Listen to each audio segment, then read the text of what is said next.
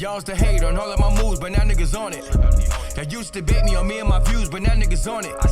I used to tell them I'ma have me a show, but now niggas on it. Her homies on it. Your homies on it. Y'all used to hate on all of my moves, but now niggas on it.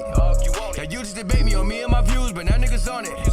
I used to tell them I'ma have me a show, but now niggas on it. Her homies on it. Your homies on it. Realest Podcast 7, we back. It's your boy C. Diddy. Y'all know what the fuck going on? My man makes me sick. We here at the Fantasy Factory doing our motherfucking thing. You know what I'm saying? What was it back in the day? Thug Fizzle. Yeah, doing our thug fizzle. Yeah. On a weekend as usual. You know what I mean? Keeping it pimping. You know, when the big dogs was in the building, all that crazy shit. Big Dan's here. Say what's up to the people, Big Dan. Dan is here. Dan's here. Dan has a microphone. Dan's mic is on. It's on. You know what I'm saying? You know what I'm saying? We've planted a mic at Dan's house. Yeah. You know what I'm saying? So we got that going on. That's some good positive vibes for y'all. And I got a special announcement after the special announcement. Okay. Got announcements on announcements. Oh, he's freaking over there. Got announcements on announcements. You know what I'm saying? I like it. I'm all about it. What's going on with y'all, fellas? How y'all feeling, man? I'm okay. You know what I'm saying? Argyle socks on. Took me back to my Gap days. They polo, John. I like the dress socky. They're thin. The fit of it. Yeah, it's a thinner sock. I learned why the working man is a sucker this week. Okay. Is that your announcement? That's not the announcement. Okay. Dan's talking a lot. Dan's getting active today. Yeah. I'm cool. I'm anxious. Okay. Is that the proper word I should use? It depends on what's on the other side of it. Just for everything. Okay. Like, you know what I'm saying? Like, I'm trying to, get to it a little bit. You know what I'm saying? Right. It's just, at the end of the day, I want to, I want to race. So, like, kind of anxious. You know what I'm saying? Yeah. I had some real good talks this week. I'm going there. This podcast is really good. It's excellent. It's give us some claps. It's excellent, and it's become a resource. We are sharing stories. We are sharing information. We are exposing people to our network and exposing our network to people in a way that has created a value add, unlike probably anything in the podcast space other than maybe like Earn Your Leisure. And these are all like organic conversations, people that are in our personal network, people that, we've known for 10, 15, 20, 30 years and stuff like that, which makes it even better because it kind of solidifies the overall point that we've been making that, like, when you're on your purpose and the people that you're talking to are on their purpose and everything like that, life becomes very easy. It becomes very predictable, very controllable. And when you get into a space of comfort like that, you can set yourself up to do a myriad of different things and become very successful in the process, where you can begin to automate a lot of things that seemed like maybe before, without having the information and the access, that it was a lot of heavy lifting attached to it. Bingo. And, when you can begin to automate stuff and make money over here, make money over here, make money over here, and divide your time in a way to where it's like, all right, if you spending, 80 hours a week, working, and your time is being divided into all of these different pockets that bear fruit, but maybe, you're a specialist in this field, so you got to give 40 over here, but you only got to give 4 hours over here to do this other thing, but it still bears fruit and it still produces revenue and makes money and this, and this. And, when you put yourself in a space like we have where you're as consistent as we are, where it's like, you're cutting close to 200 shows per calendar year of content, it intrigues people and it makes people want to be a part of what we're doing. Yeah. Yeah. And a lot of the conversations that we've had have come from either, people approaching us approaching people suggesting, people in the audience suggesting, hey, you should talk to this person or you should do da-da-da-da-da. And it's worked out in a way where it's like we're sharing resources among us, among the audience, and everybody's benefiting from it. Yeah, I had a couple conversations this week with like just people, like just about the pie, and it's just all walks of life. I mean, like from the poorest nigga you can find, all the way up to like Mansa Musa, right? Like they all like this shit. Yeah, multi-trillionaires love it. They all like it, and the conversation we had the other day was like, okay, we've established this as a real business, as a real entity, as a real thing. Now the goal is to scale it. Yes. And get into new spaces and, bring this person who might not have the look at Jay Petty. Shout out to him, the interview we did last week. It's phenomenal. I don't think anybody really ever looked at advertising and marketing in that manner. You know what I mean? Yeah. Something Kev said the other day was very interesting, was like, y'all interview, it altered the perception of Made in America. Where it's like this festival is something that has just been here in our lives for a decade at this point. And the way you kind of always looked at it was like, Budweiser hollered at Jay, or Jay hollered at Budweiser, right. Was like, yo, let's do this concert, and boom. But then you realize, like, no, this is a person in the middle, a dot connector, who goes to this brand, this multi-billion-dollar, maybe even trillion-dollar brand in Anheuser-Busch. And I don't know, have you ever seen their facility in Colorado? It was amazing. It's out of this world. It's square miles. Yeah. This shit is nuts. Like I actually pick up loads from Anheuser-Busch. Yeah.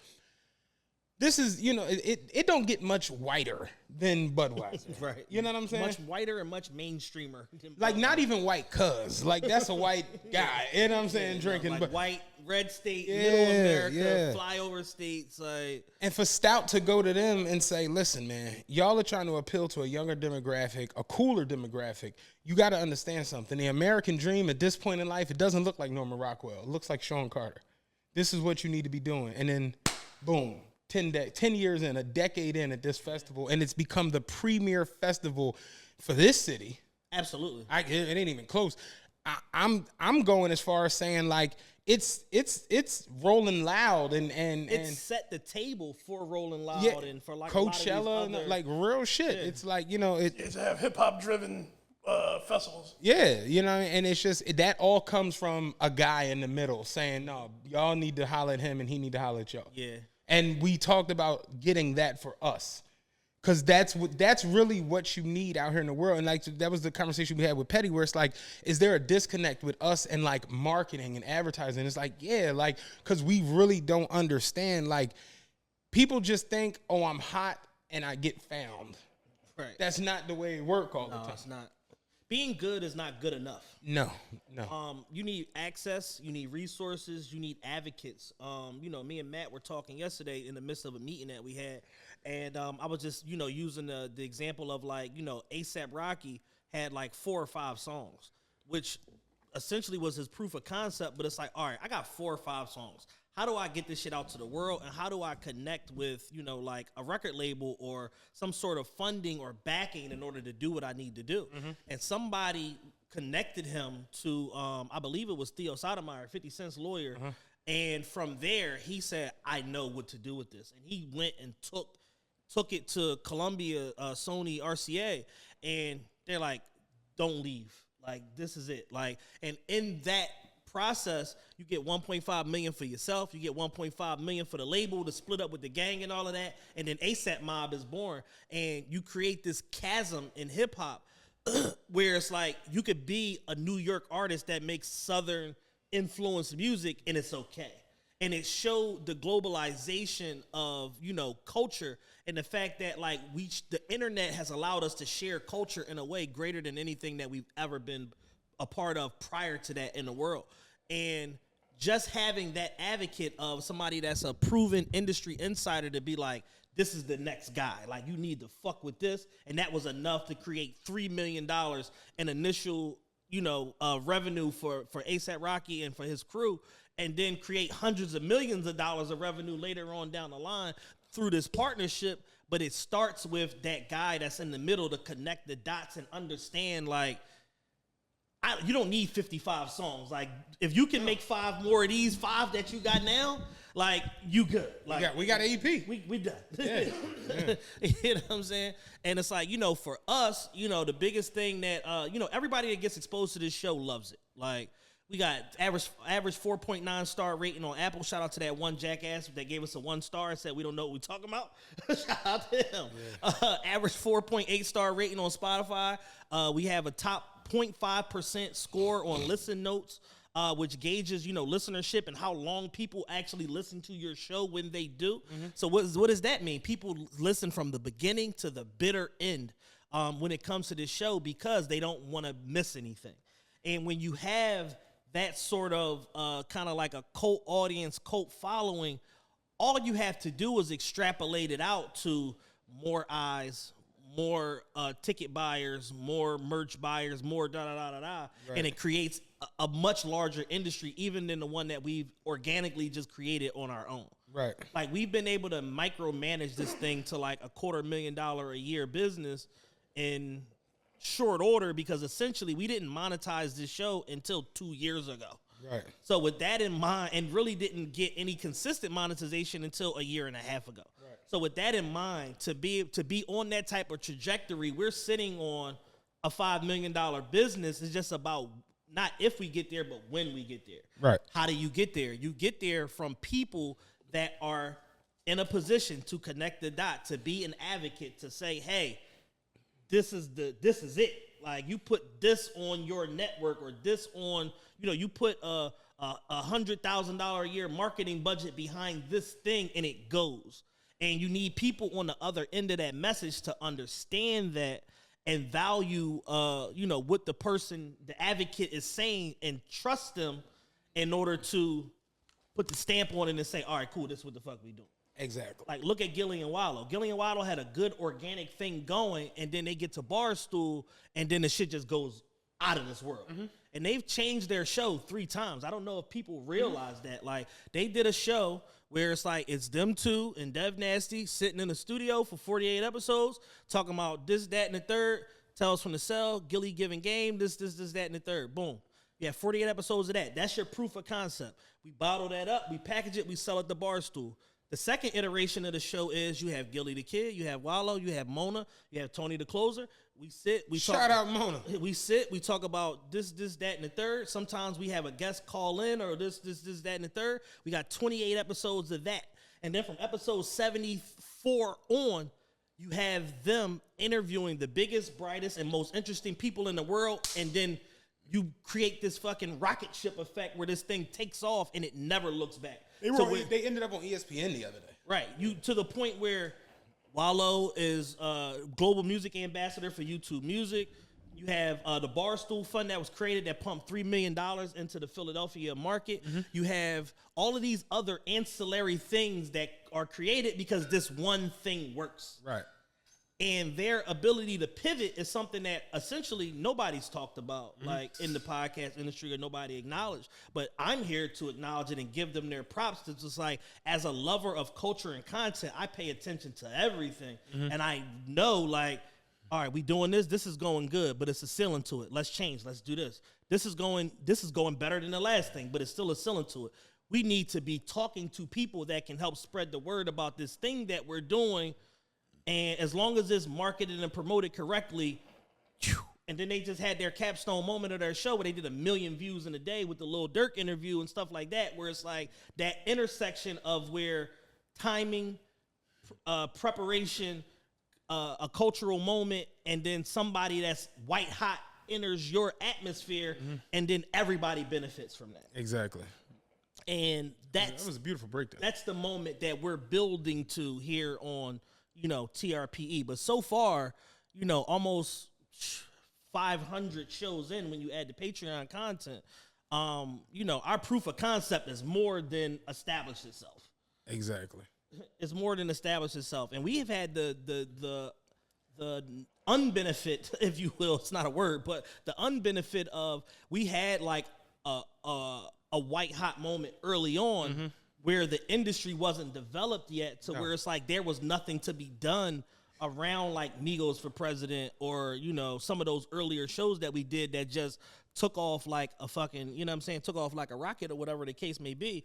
But we've been able to create other moments throughout this podcast that, you know, look at what we was able to do like with the Barb episode where it's like, you know, you take a local business owner, 10 years in business, got an incredible backstory, a woman that just comes on the show and just speaks so frankly and so directly to where that episode has basically impressioned close to 1 million people. Yeah. Like between social media, the actual episode itself, the audio, like When I looked at the numbers for that episode, I was just like, Jesus Christ. yeah, Like, it's crazy. Yeah. You know what I'm saying? Like, so it's like, yo, if we could do that with people that are only really known in a regional space of the country, imagine what happens if we get Steve Stout. we get Steve Stout, we get We get a Irv. We get a Dame. We get a Rick Ross. You know, Yeah. like it just, that's the way it goes. But I'm happy at the end of the day where Absolutely. we're going. But I do feel as though, like, when I listen to the Jay Petty interview and I like all the interviews, listening to no one's bringing content like what we did with Ra. You know what I'm saying? Having Kev on to do that breakdown where we did the whole indictment shit on Patreon, it's just, it's a well-rounded thing. And I'll be frank, I told Kev the other day, like, it's gonna be you. You know what I'm saying? And you're successful, and I big you up. But until you get me $3 million, you still got work to be done. You know what I'm saying? Your suit is nice. That's a nice suit, but it's like certain things got to get done. yeah, absolutely. Do you want to start with the announcement? Yeah, let's make an announcement. Okay, let's do that. Let's start with the first. announcement. So we've teased it for the last, 2 months or so, but it's here. So we have a VIP show, VIP only. It's going to be Friday, July 29th. Secret location. Dan, get off the phone. Secret location. Or go another room. Secret location. It will be on sale this Tuesday at noon. You don't gotta wake up early. Don't gotta wake up early. Take your lunch break. All right, how was it my fault last time? I'm not even sure. Okay, I see that. I'm I was not like, even sure. what the hell did I do? I don't even know. I was in New York. I was minding my business. So Tuesday at noon, the tickets are gonna go on sale. Same as last time. It's gonna be a tiered ticket. The first 75 tickets are gonna be $75. The second 25 tickets gonna be $85. All the remaining tickets gonna be $100. And the ticket includes live VIP live show. Me and Matt, possibly a special guest. Definitely me and Matt. Definitely us. Definitely us. Second thing, it includes food. Third thing, it includes liquor. Fourth thing, it includes a piece of VIP merchandise that will not be replicated or reproduced for any forward consumption. We got 200 of them, and that's 200, it. and that's it. And then number 5, hookah. All flavors. Dan is creating a special flavor for this. Did you know that? Yes. There will be a special flavor available for purchase at the merch table. TRPE blend. Oh, You didn't I know like that. that. I didn't know that. See, me and Dan, Is that your announcement? That is the announcement. Okay. we don't just be talking bullshit on them stupid rides. The TRPE blend is gonna be lovely. We love it. Yeah. So all of those things. So again, limited, very, very limited. So we got 200 spots for y'all. You know what I'm saying? In addition to the free liquor, the open bar, blah, blah, blah, there will be cash bar if y'all drink specific shit, whatever, outside of what the open bar is offering. So If you drink all the Casamigos that we've purchased, yeah. So there will be cash bar available. Y'all want to get freaky by bottle service, whatever. Doors are gonna, event is gonna start. So let me clarify this. The show is not starting at 8. The doors will open at 8. The event starts at 8. It's gonna be a whole mix and mingle, a whole thing. You know what I'm saying? It's gonna be the most social driven thing, lifestyle driven thing we've ever done. In the words of A Boogie, it's a vibe. It's a vibe. It's a vibe. It is absolutely a vibe. That's how A Boogie talks. It's a vibe. Yeah, it's gonna be a vibe, man. It all came together. We're working with a black business owner on this event that owns the venue. Uber is suggested because parking in and around the venue is limited, but the venue is freaking beautiful. It's section seating. We're gonna bring in some additional seating, blah blah blah, and we're gonna do some real super cool shit. We're gonna patch the podcast into its TVs all over this venue, and it's a 2-story venue.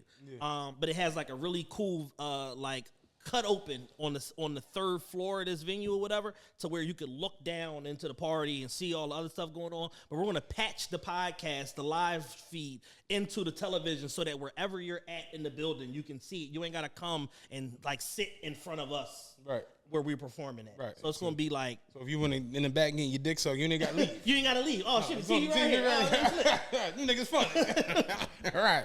You know what I'm saying? So do your thing. Multiple bathrooms. If you want to have sex, do your thing. You know what I'm saying? Just lock the door. Yeah, multiple bathrooms, nice bathrooms with sanitizer and lotion and soap. Yes. I used a lot of sanitizer yesterday as What soap. the fuck I was like, why the fuck are my hands gluing up? I'm like, oh, this is sanitizer. I'm an idiot. But yeah, the tickets go on sale Tuesday at noon On the Patreon. on Patreon. Only the VIP tier, they got a 72-hour window. So from Tuesday to Friday, only VIPs can buy tickets. Right. So if you're not on Patreon VIP, this is the type of stuff that you miss out on, aside from these resources and, you know, this credit knowledge and these referrals that we give away and these lifestyle hacks and all of that. Like, this is what we're doing on our Patreon. We've said it before. We haven't said it in a while. We have created a community over there, a true value add, where it's like we share and share alike.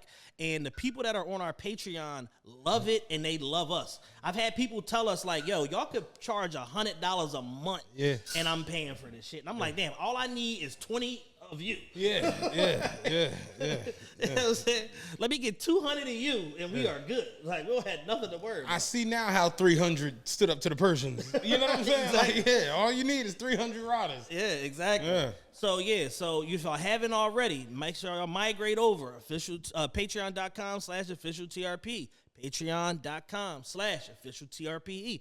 Get on the VIP tier. It's only $25 a month. You get, at minimum, you get 10 shows a month. You get credit resources. You get all this different stuff. You get VIP perks. You get early show ticket access, blah, blah, blah. Because even if it's not a private show, we still put our ticket links on the VIP tier first before they're made available to the public. So with that in mind, it's like super benefits to being a Patreon VIP. Actually, an ultra VIP at this point. But membership has its privileges. So that's the big announcement for today. So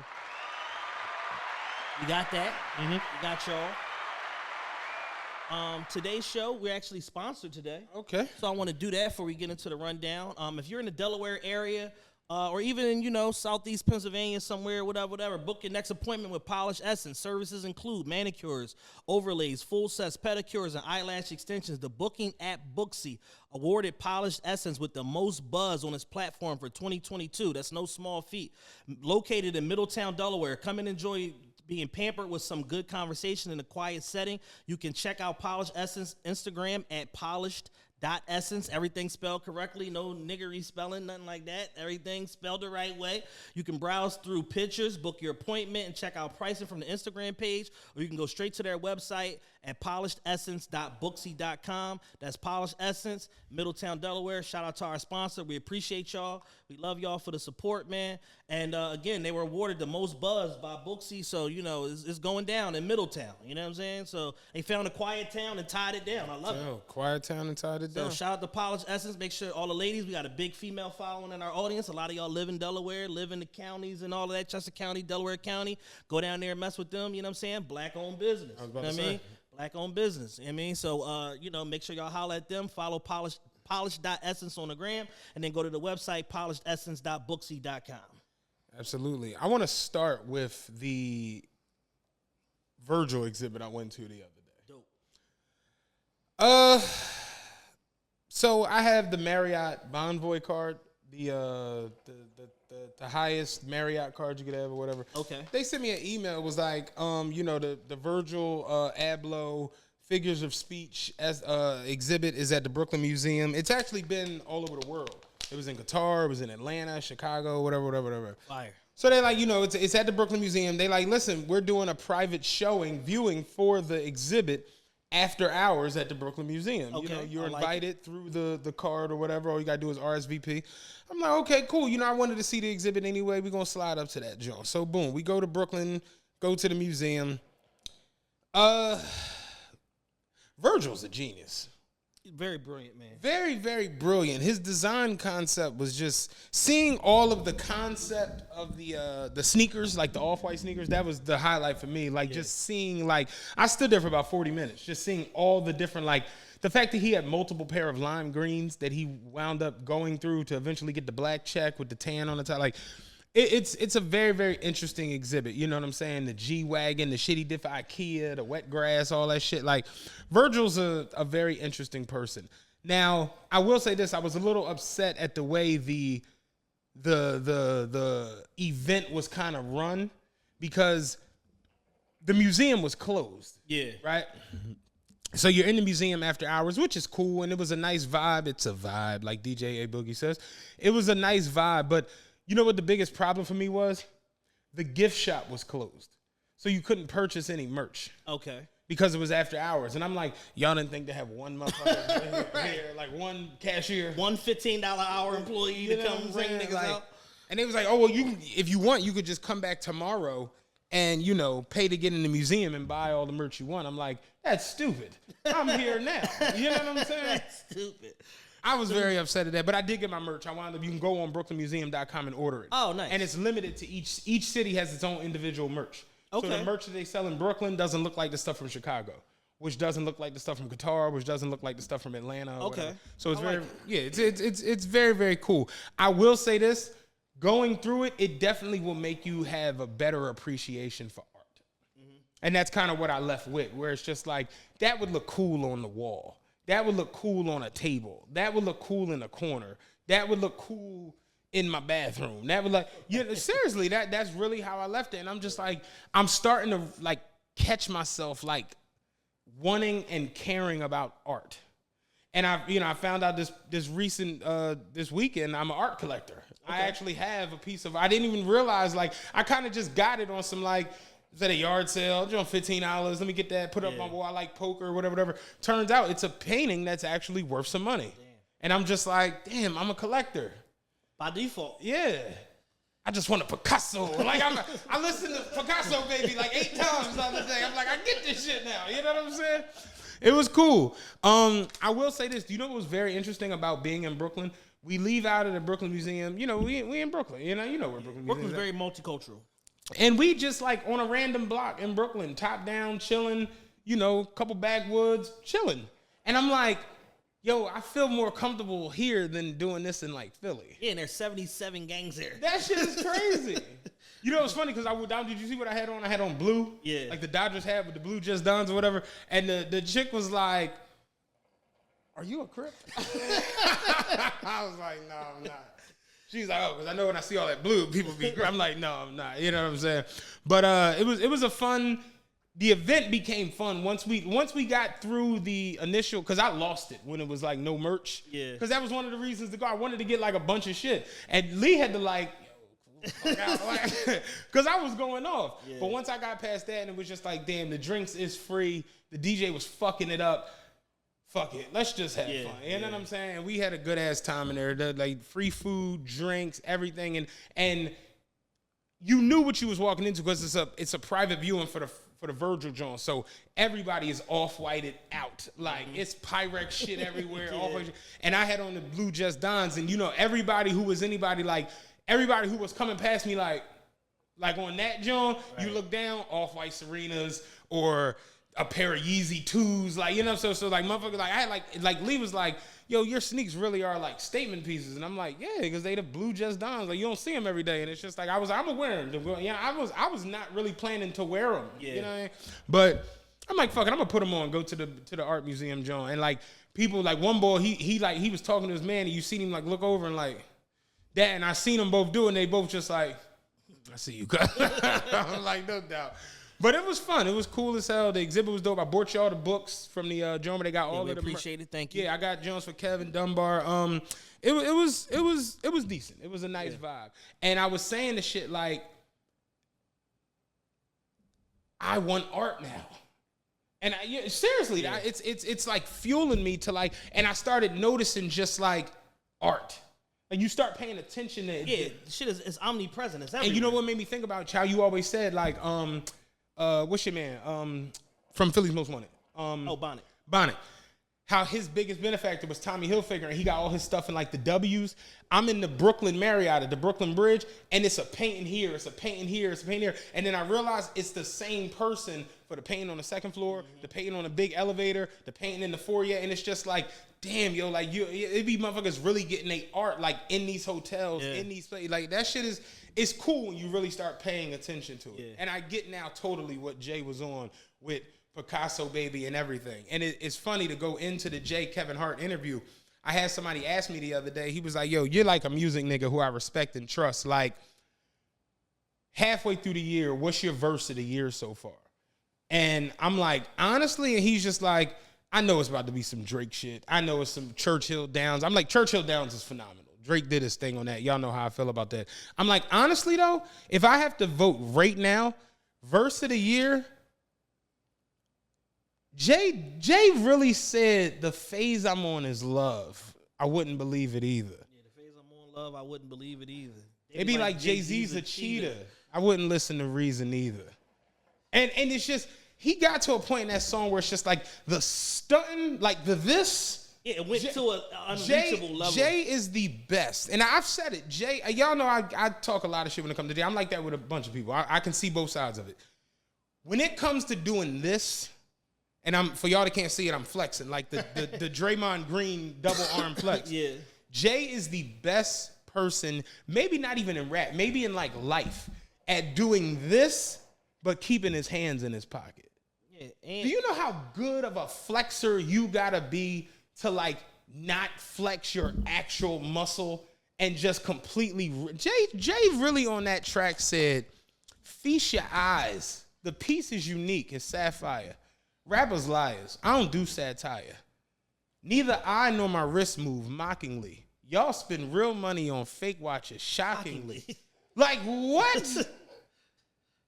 Dog. He said, I'll put your mansion on my walls. You fucking kidding me? So I went and looked it up the other day. Jay-Z's art collection is $70 million. He has a Basquiat that's worth $5 million. And he lives in a $200 million house. I'm not trying to be funny. $5 million? That's a pretty nice mansion. So when Jay say, I'll put your mansion on my wall, is you fucking kidding me? It's like, damn, Jay. Yeah, when I was watching him on the Kevin Hart interview, the first thing I do with any like men that I like or admire, what watch are you wearing? Yeah. What watch are you wearing? And I was just waiting, like Jay had like a longer, like a jacket on or whatever the case may be. So initially you didn't see it. And then as he's, getting into his motion and getting comfortable, $600,000 AP on. He got on the black ceramic skeleton on.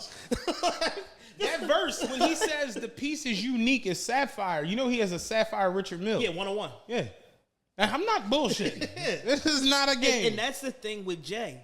He's not lying. Yeah. They're like you can fact check all of this shit. Yeah. I'm not lying. Like when Jay rap, it's like the siren is going off. It's just like, yo, this ain't a drill. Get out the building, nigga. This is not a drill. I'm not fucking around. He said I blew bird money. Y'all talking Twitter feeds. Save your sob stories. No, we got different sob stories. Save your soliloquies. Like, huh? If Big was alive, Hov wouldn't be in this position. Nigga, if Big had survived, y'all done got hit with the commission. He was tripping.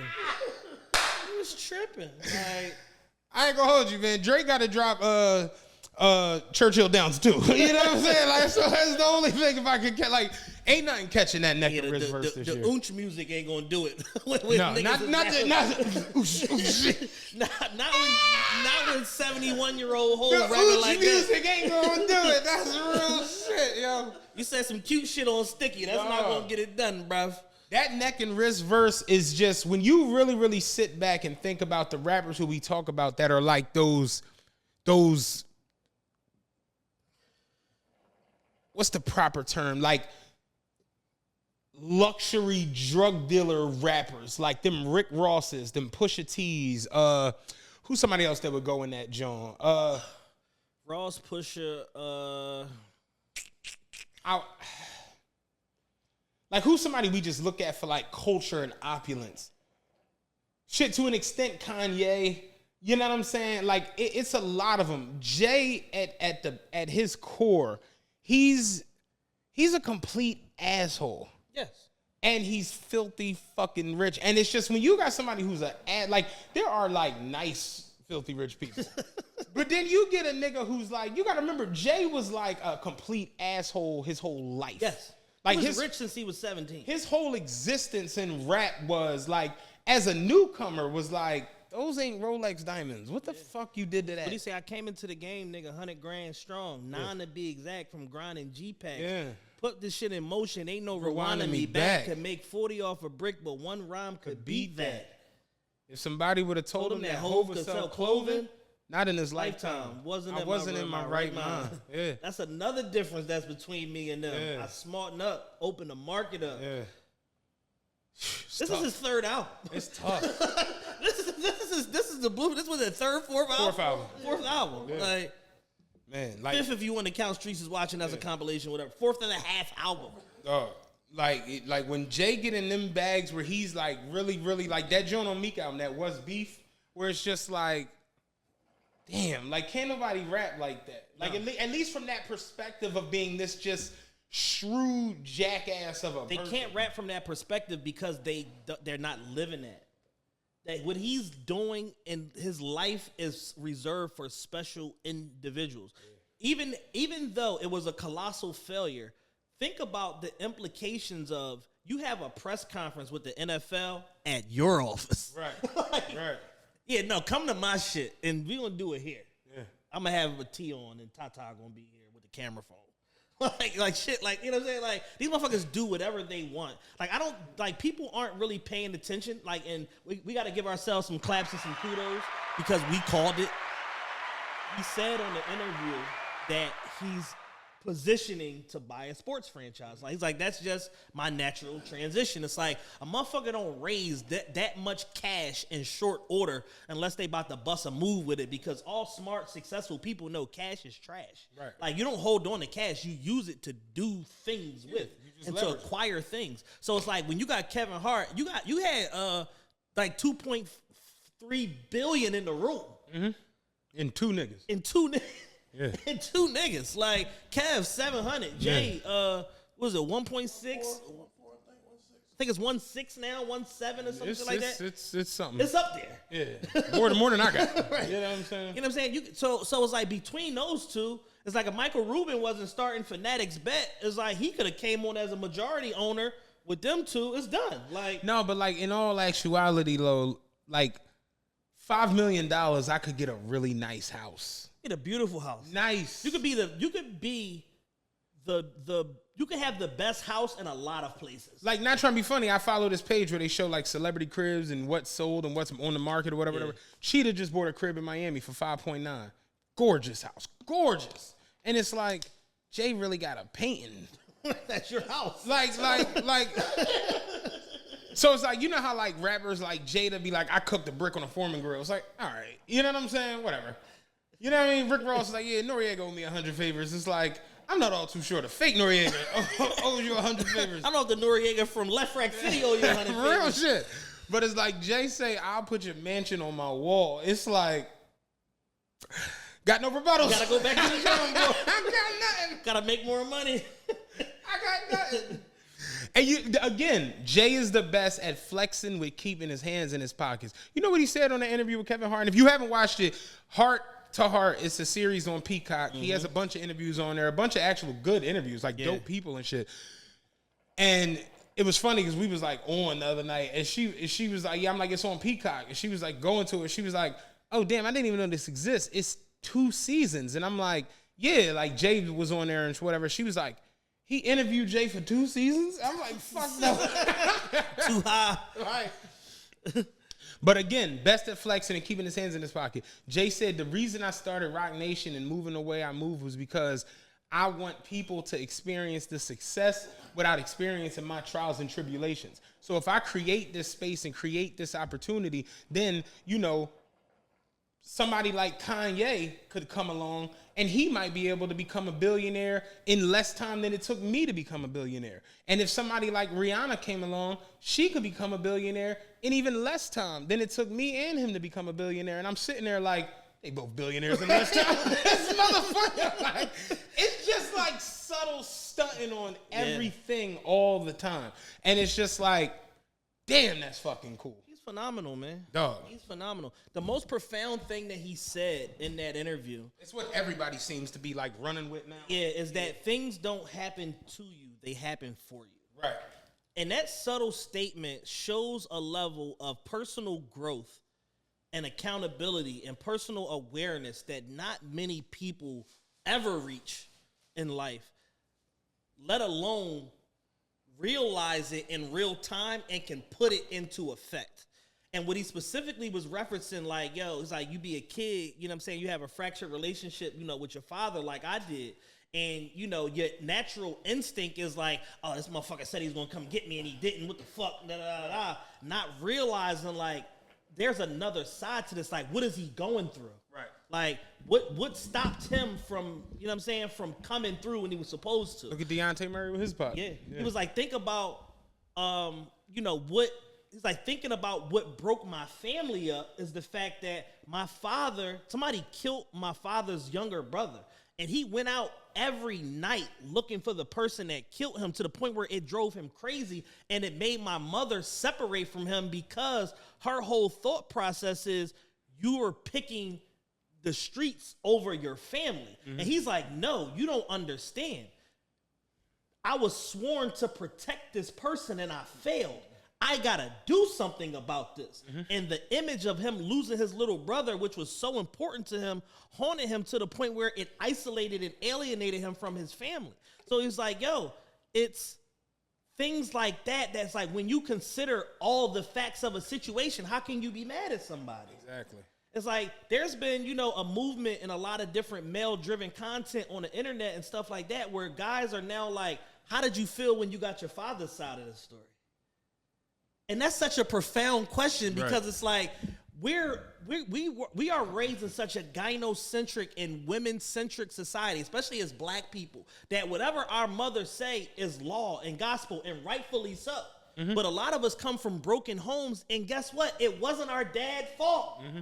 And we don't even be understanding that or the dynamic of their relationship that you might have had teenage parents and your parents were never together to begin with. Right. They were doing some shit they had no business doing, created a child, and then now you're here. But the intention was never for them to be together. Right. A child, then you get old enough where you understand a child don't change that. No. It actually can make it worse. It can create more of a chasm. Mm-hmm. So it's like for him to have the awareness to say and live by it. Right. Things don't happen to you. They happen for you because it's to teach you something and to change your way of thinking and living. And it's like, holy shit, this nigga's Gandhi. Yeah. Like, you are at a level of peace that most people never reach. Gandhi with a $5 million plane. That's a problem. And a $200 million house. Yeah. And a $6 million sapphire. Like, it's like stuff like that he was just saying. And I'm just like, yo, this is why he don't talk to everybody. Right. Because everybody doesn't deserve this level of understanding and this type of talk. This shit ain't, maybe you do take the lunch with Jay-Z. Yeah. Like, I'm watching this shit like, yo, I got this all wrong. I got $10,000. Shit is just $10,000. Like, I might need to take the lunch with Jay-Z. Yeah. It's crazy.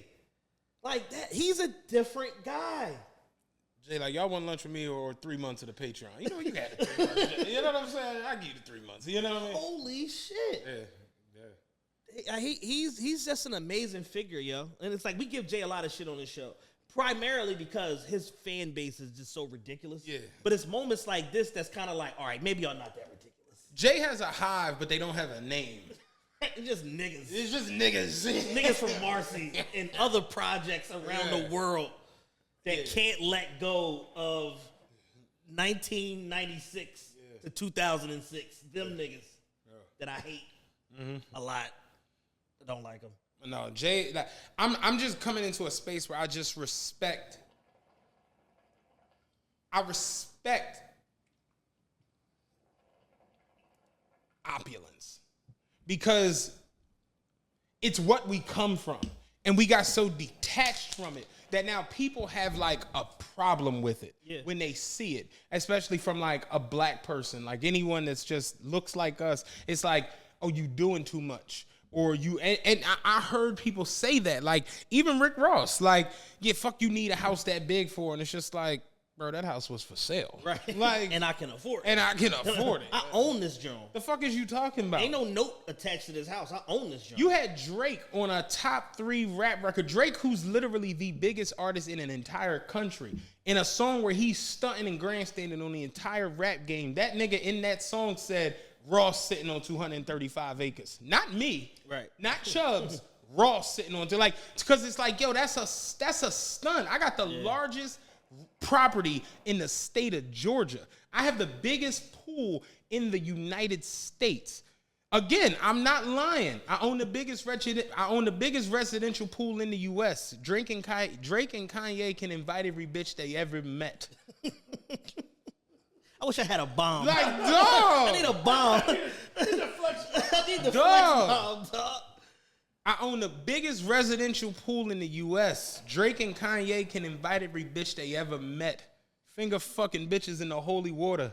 Then I go and tell what happened to my only daughter. Like, dog. Like, I just respect that shit in a different manner now. And it's funny because, like, even like a lot of people with the whole Push shit where it's just like, yo, you really become, and it's just like, no, I was always a Push fan. I just feel like the shit he's talking in this recent run of songs is just different. It's different, dog. It's evolved. It's different. It's an evolved level of rap. I was at Kev Crib the other morning. We was just like talking. I'm just like, dog. Like when you hear him say, like, I gotta find other ways to invest, cause y'all have found every possible fucking way to ruin Protect. He's not lying.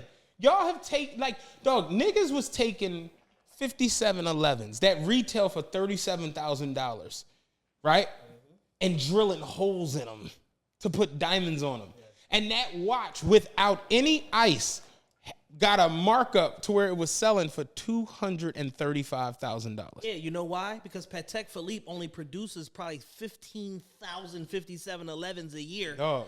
And y'all fucking took every single available one except 9 of them and drilled holes in the motherfuckers and made bust downs to where the remaining 9 shot to $250,000 for a $35,000 watch. This is how ridiculous niggas got with the Patek shit. Oh. I don't know if you remember the Without Warning album that 21 Savage and Offset did. That was the Patek album. Yeah. Every song, it was a Patek reference. Yeah. They had a song called Patek Water on the fucking album. It was like the 3rd song.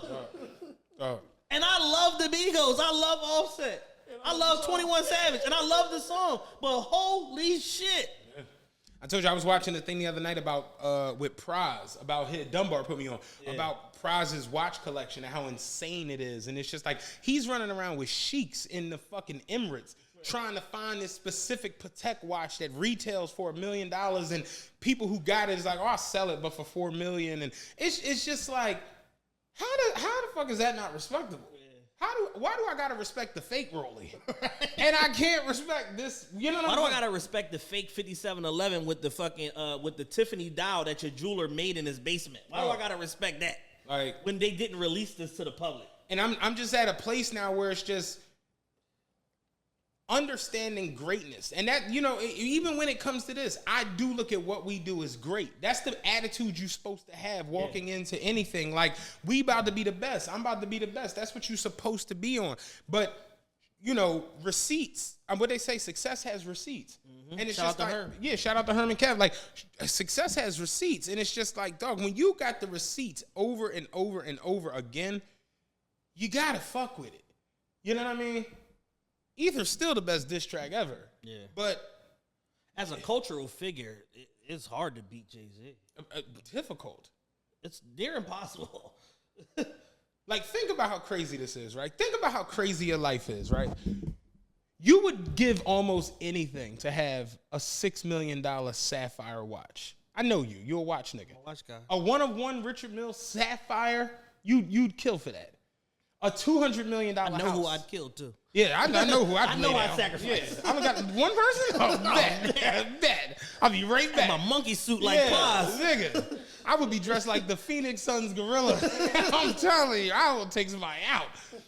$6 million watch. You a $200 million house You know what I'm saying? A $200 million house, $70 million in art, boat tails, Rolls Royces, $110 million boat, $500 million company 2 times over, and you get to lay down with Beyonce every night. That's just that's hard to beat. Yeah, got a great life, man. That's hard to beat. Got man. 3 healthy, beautiful children. It's hard to beat. I don't really get down with the kids, but that's the whole kid. You can ask them out. Yeah, I don't really need all that, but it's just like everything else is just like that's lit, man. And I don't know if I've said it on the pod before, but I want everyone to understand that Jay, and I'm just going to go into our next topic. Jay now is angling to sell Rock Nation. Like that's happening in the next year and a half or whatever. Something very important that he did, he basically removed himself, Jay Brown, and Tata from having any type of administrative role or C-level position within the company. They don't have jobs anymore. They're just equity holders now. They own 50% of Rock Nation as a unit. I don't know what their breakdown is. I'm sure Jay has the lion's share of it, but, you know, when you got 3% of a $1 billion company, that ain't bad. I'll take it. You know what I'm saying? That's a good life right there. So, now Desiree Perez is the CEO of all things Jay-Z. She's a CEO of Reform. She's a CEO of Rock Nation. She's a CEO of the 4040. And Jay is in, like, you know, passive negotiations to sell his remaining 50% share to Live Nation and or some bigger entity, because now, like, you got somebody like fucking the guy that owns Iconoclast that just did the deal with Irv that comes into the market where they got a $3 trillion company. Yep. I'm pretty sure they would like to have something to say about who owns Rock Nation. You know what I'm saying? Right. So whereas now it's like, all right, you take this $1 billion company and now maybe it's worth 1.7 or 2 billion. You know what I'm saying? Maybe it gets crazy because it goes to some like open market thing or whatever. And then they say, hey, we'll buy out Live Nation's 50 and y'all 50 at some inflated number. And y'all just got to stay on and run it. Right. For some ridiculous corporate 50 million a year, some ridiculous corporate salary or whatever, which is what happens in these mergers and acquisitions and stuff like that. So with that in mind, it's like when people see Meek leaving Rock Nation, this is part of the reason why. And this is what people don't necessarily understand. It's like you got a 10-year partnership with somebody and you know the writing is on the wall that the people that brought you in ain't going to be here much longer. So at that point, you just let the contract, what they call sunset, you just let it expire and then you transition or move on to something else.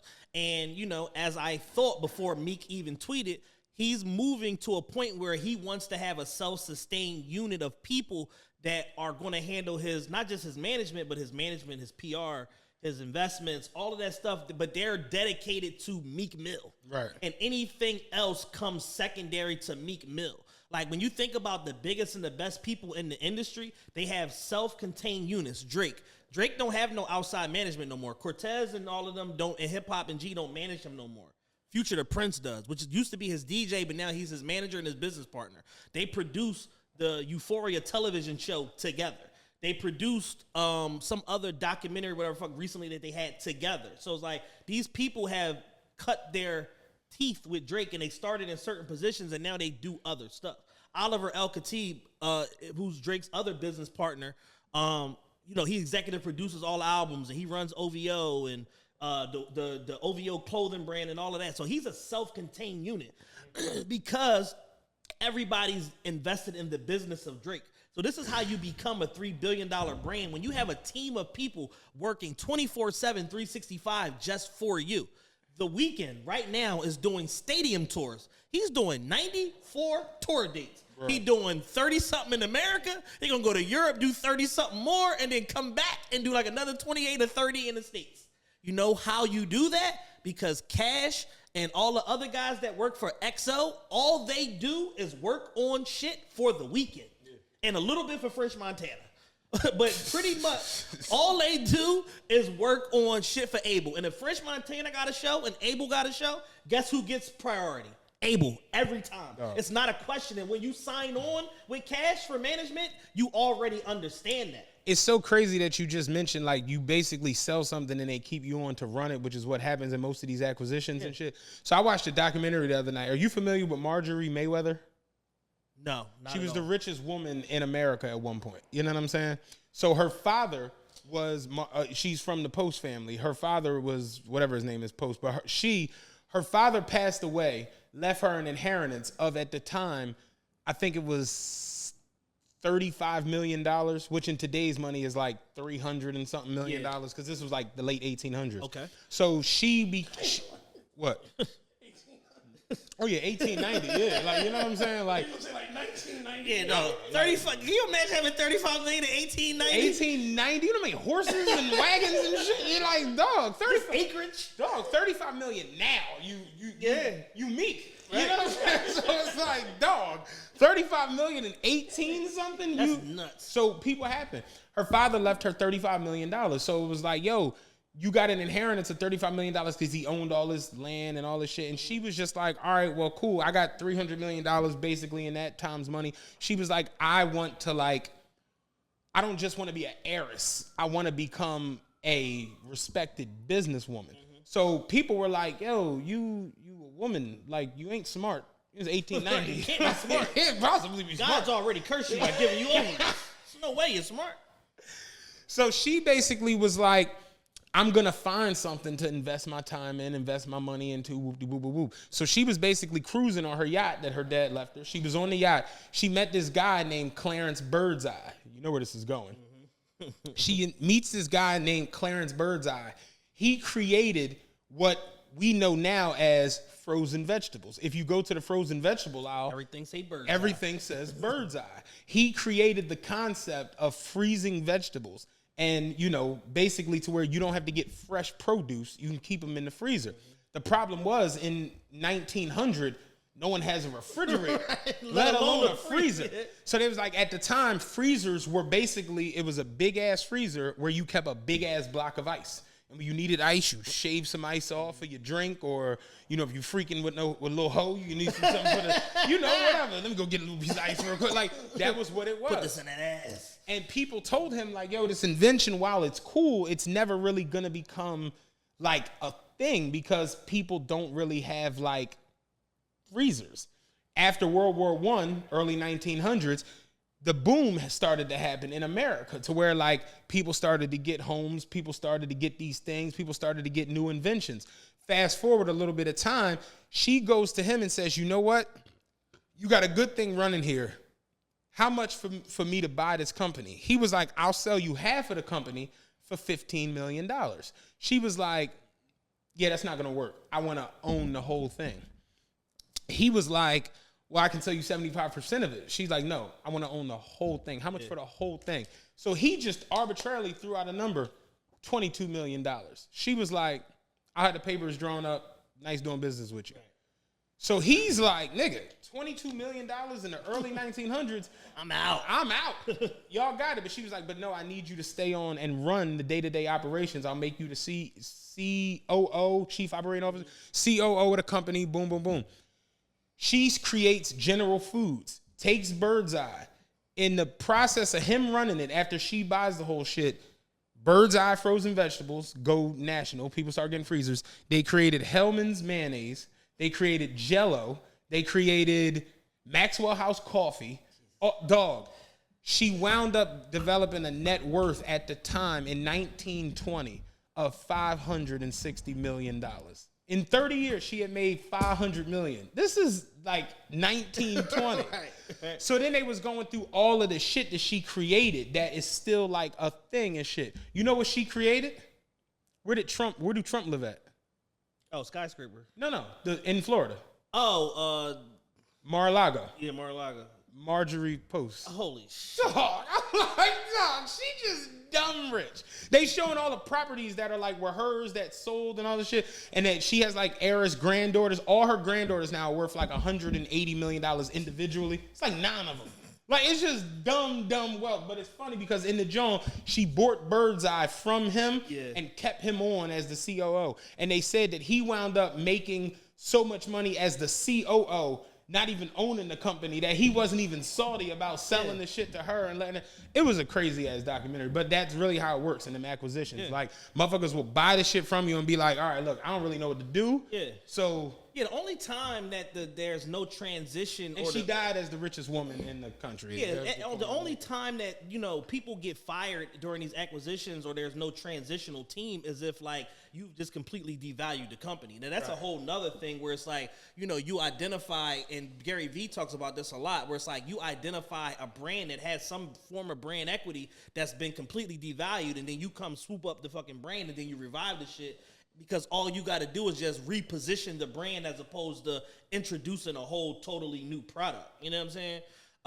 Or a totally new brand, because you got to break a brand. Like, that shit costs like a lot of fucking money. It's no joke, which is why I still, for the life of me, don't understand why most people just don't understand the value of marketing. Like, you got to break a brand. You don't just get to, oh, hey, I'm doing XYZ, and then, you know, that's it, or whatever the fucking case may be.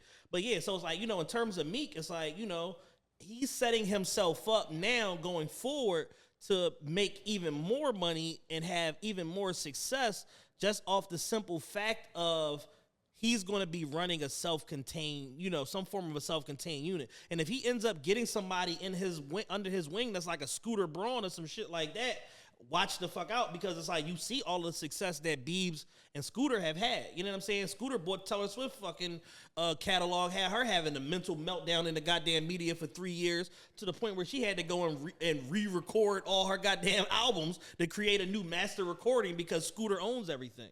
And he's the damn manager. So it's like, imagine how much money he's amassed with Biebs in order to be in a position to buy Taylor Swift whole back catalog and create this whole fucking barn swell of you know, of like a news story. And then it's like, it was a whole thing about like, is he oppressing her and all this crazy shit. I'm like, this is the music business. Like, I've been doing this shit to black people forever. What are you talking about? But Bird's Eye is, to this day in 2000, this was in 2021, it's still the largest frozen food company in the world, and they generate 1.1 billion in revenue a year. Just on autopilot. I mean, we created the industry 100-something years ago. And we still sell them peas. If y'all want the peas are still out. Some shit that got started in the late 1800s. Yeah, real shit. You like that Santa Fe corn? We got the new one. You know what I mean? Like 1.1 billion a year generated on autopilot. On just coast. On just coast. They said at one point she had, out of the 10 richest properties in the country, she had 6 of them.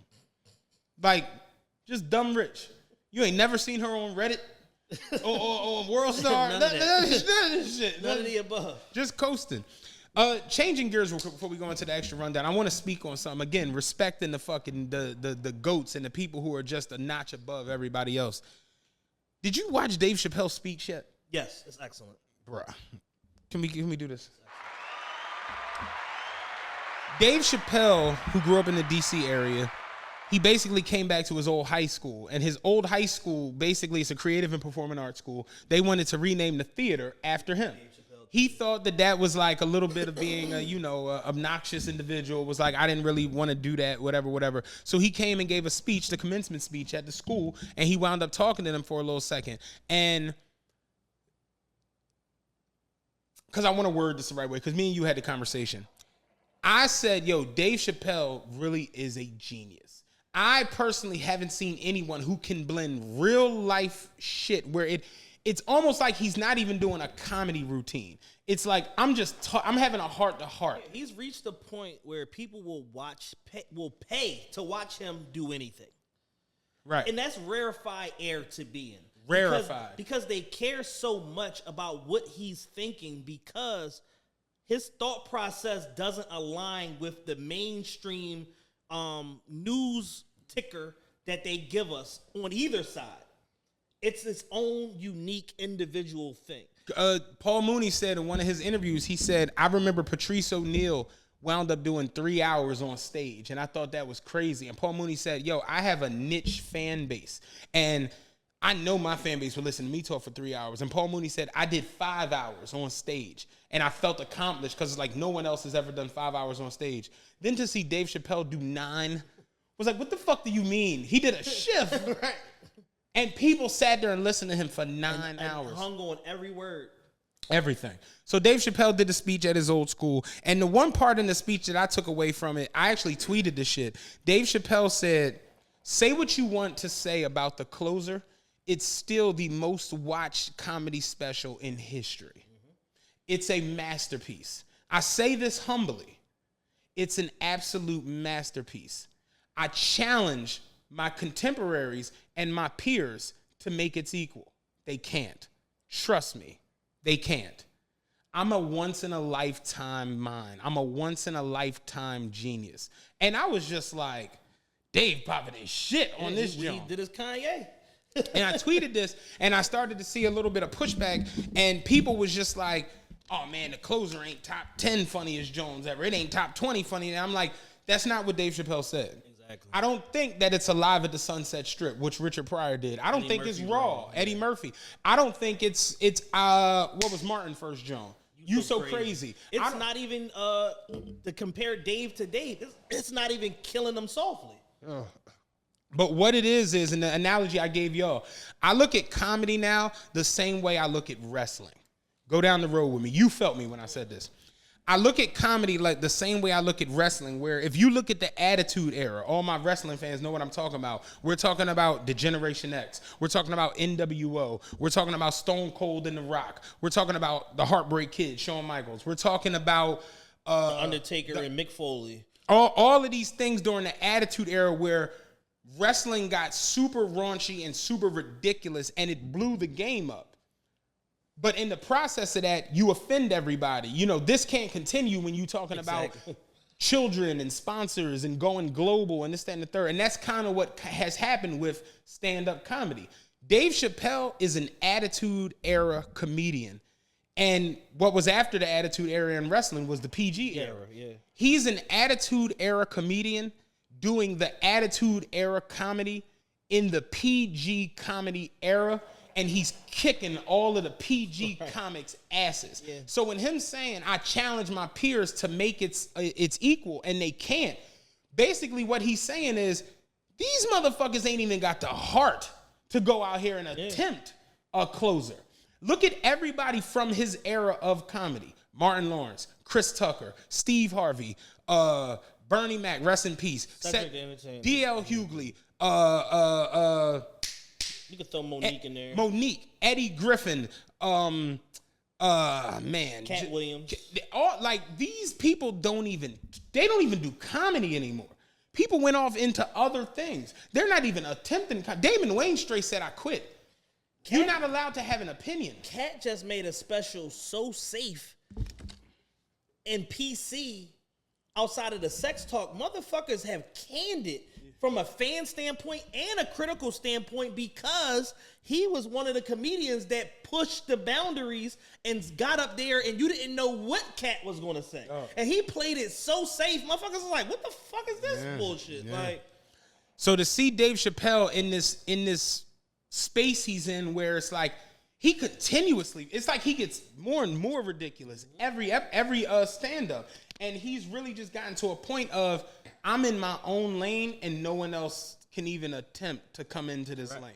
And it's just, somebody asked me the other day, was like, yo, is Dave Chappelle on the Mount Rushmore? And I'm like, I think the more realistic question is like, yo, is he the GOAT? Is it him or is it Richard Pryor? Because what Richard Pryor was in the 70s, like that chasm of being able to make jokes about himself, Richard Pryor legit made jokes about him setting himself on fire, smoking crack. Richard Pryor legit made jokes like, yo, man, I got so on the other night, you know, I fucked a maggot with F. Right. I didn't know it was a maggot with F. Right.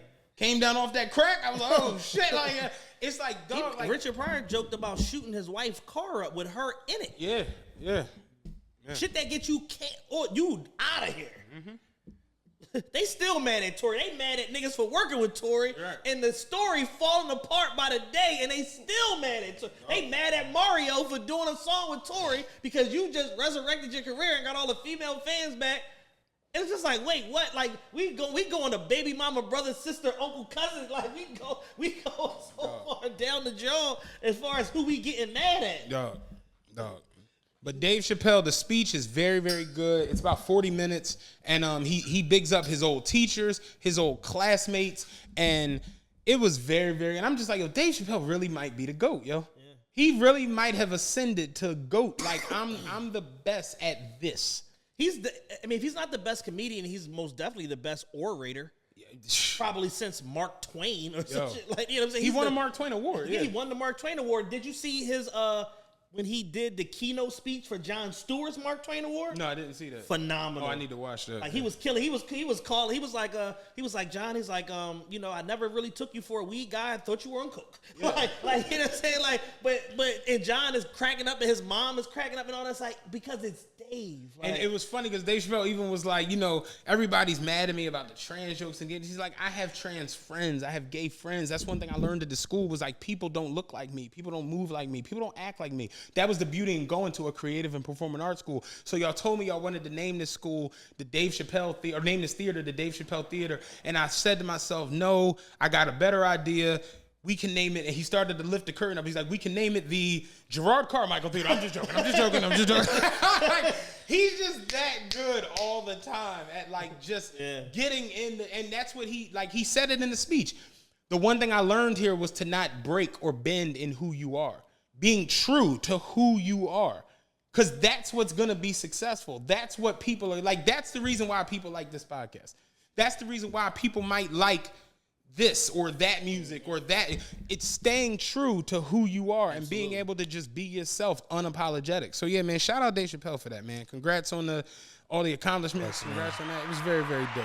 So yeah, I just had to get that. Dave is essentially having like a victory lap right now. That's really what it is. Like as a comedian, and it's like, you really kicking ass when other comedians like just start like saying weird shit about you. Like Damon Wayans had an interview with Hot 97 the other day, and he was like, you got to be careful, when you in a space where you be successful, where it's like, you putting out all these specials, and it's like, are you special or are they just taping every single thing you do? And I'm like, yeah, Damon, that's the name of the game, is to monetize this shit. I don't know where you've been the last 22 years, but if I'm Dave Chappelle, I'm monetizing everything. And if I talk to my kids, y'all want to film this shit? And you want to know what's crazy about Dave Chappelle? He did all of this in 5 years. Yeah. Because remember, Dave Chappelle kind of was under a rock. He was going for 12 years. Dog. Then he came back and worked the comedy circuit and started doing these weird pop-ups and all of that.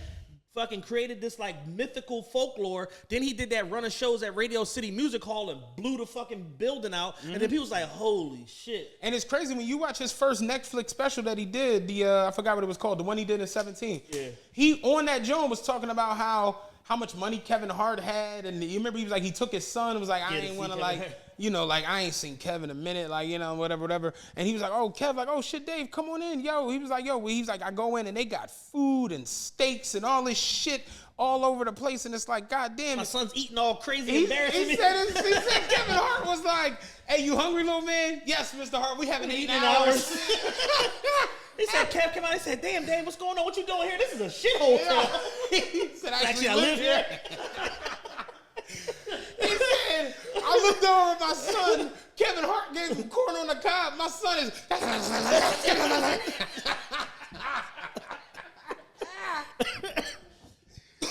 But is crazy because in 5 years, Dave Chappelle done racked up $100 million. Yeah.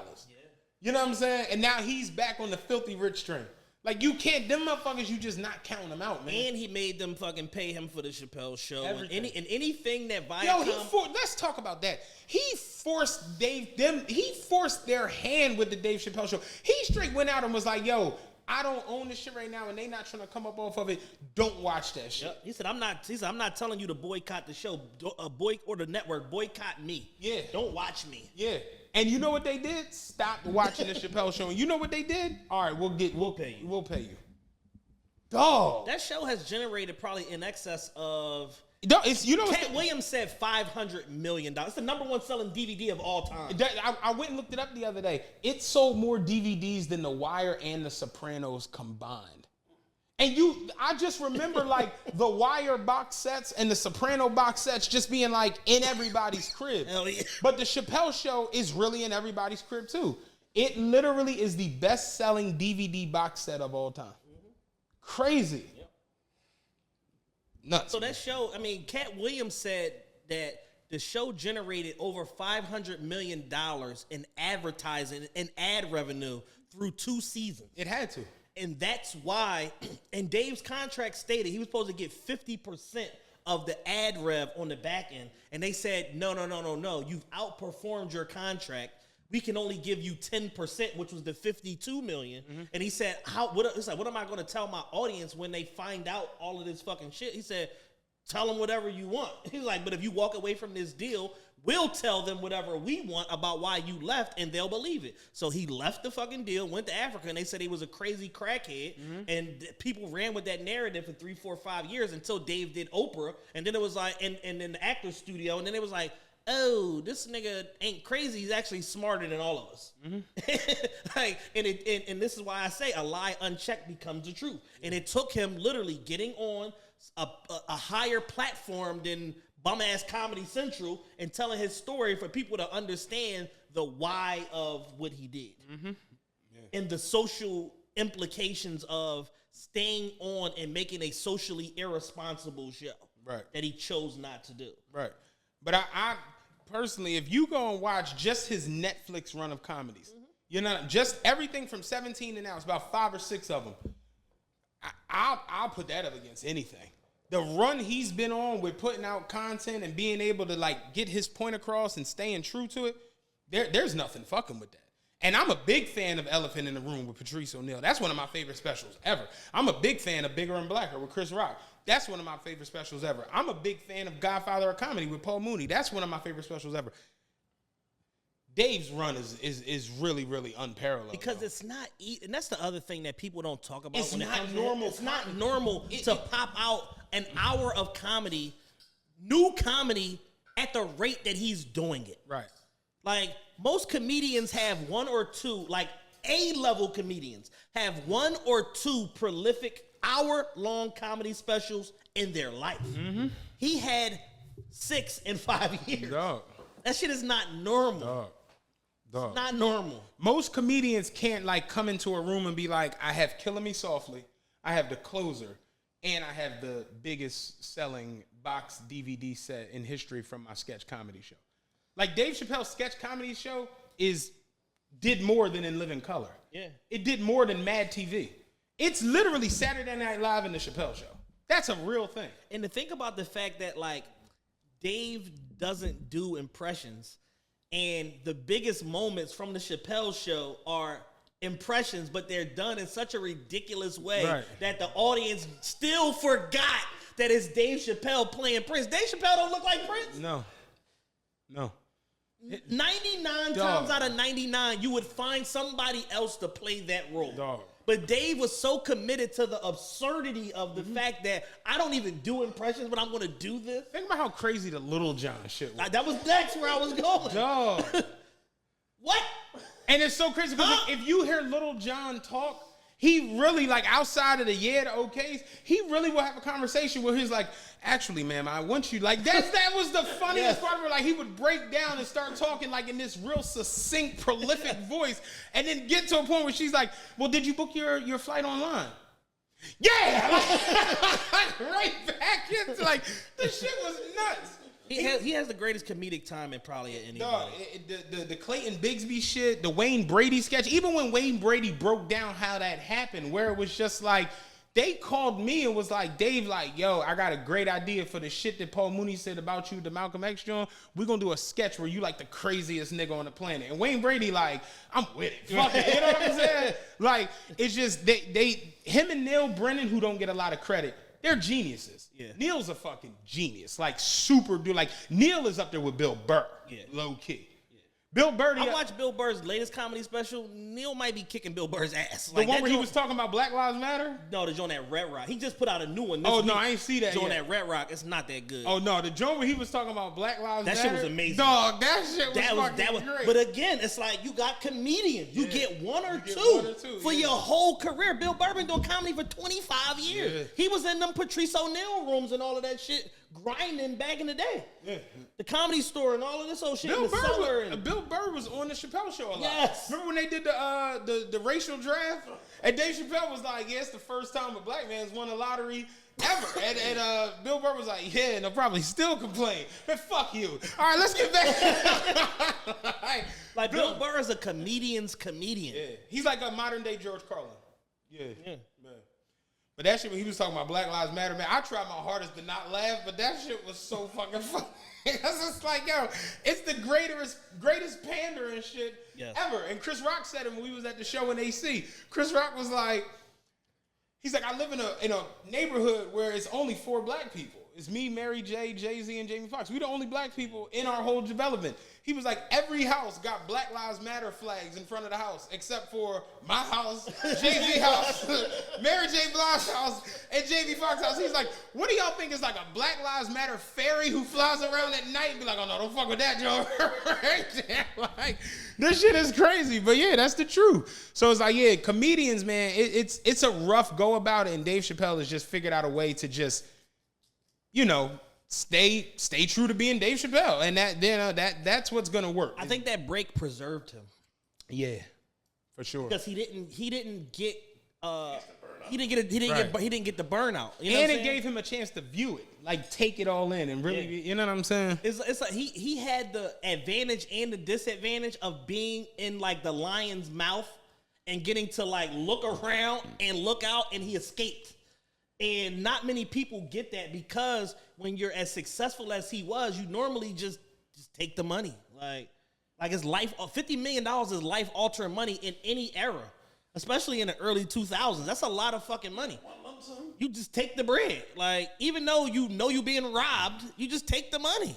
Like, but he righteously made a decision and a determination. I'm not going to take the bread, and I'm not going to fucking let the fucking lion eat me. Like, I'm going to do some other shit. Yeah. And he found a way. And it catapulted him to the top of the fucking comedy ranks of like all time, to where it's like, to even talk about like him in the same throes of like Eddie Murphy and George Carlin and Paul Mooney and Richard Pryor is just like, huh? Like, how? Because we're not talking about nobody else like that. Right. We didn't think no one from this, like his modern day Joan, was going to be able to even get to that. Yeah, that we prolific. didn't think it was possible. Yeah, we didn't think no one was going to get the Richard Pryor status or get the Red Fox status. You know what I mean? Like, it was funny because I was watching one of Red Fox old stand-ups the other day. Red Fox was a beast. Dog, this motherfucker was like, he's like, I came off stage the other night. I was doing a show in Las Vegas. I came off stage, and this white guy come up to me and was like, I love your show. I love Sanford and Son, but you're a totally different person in your stand-up routines. You're so vulgar. And so he was like, well, that's the reason why my name is Red Fox. You know, all them X's is for the triple X shit I'm going to be doing up here on stage. And he was like, yeah, but you use these words, these offensive words. He was like, you say words like fuck. You say words like nigga. You say words like shit. And it's just like, do you have to use that language? There's never a reason to use that language. And Red Fox was like, I tell you what, let me slam your hand in a car door. You'll use all that language. You don't like using the word fuck. You don't like using the word nigga. You don't like using the word shit. Let me slam your hand in a car door. I bet you say, hey, nigga, what the fuck you doing? Shit. It was stupid shit like that. Yeah. But yeah, it's like, you know, just being able to get into the reins of where they are from this time period, you just got to respect it. So now we do got to do a little bit of ridiculous in this show. We do. They've started charging a lot of these kids here in the city for that murder of the 73-year-old man.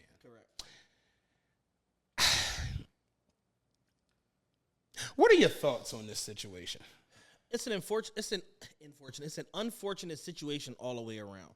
These kids, for whatever reason, whether they were provoked, whether they just were misguided, they made a decision to engage in something that has changed the trajectory, just not of their lives, but all the youth in Philadelphia forever. Mm-hmm. This is going to be like a moment where it's like, we're going to look back, and it's like, this is going to be the like Mendoza line of where we start to see a lot of these kids start to get held accountable for their mischief and their misdoings and their crime as adults, younger and younger and younger. Mm-hmm. Because when you are black, and I've been saying this for years, when you are black, your criminal mischief can easily parlay itself into assault, battery, murder.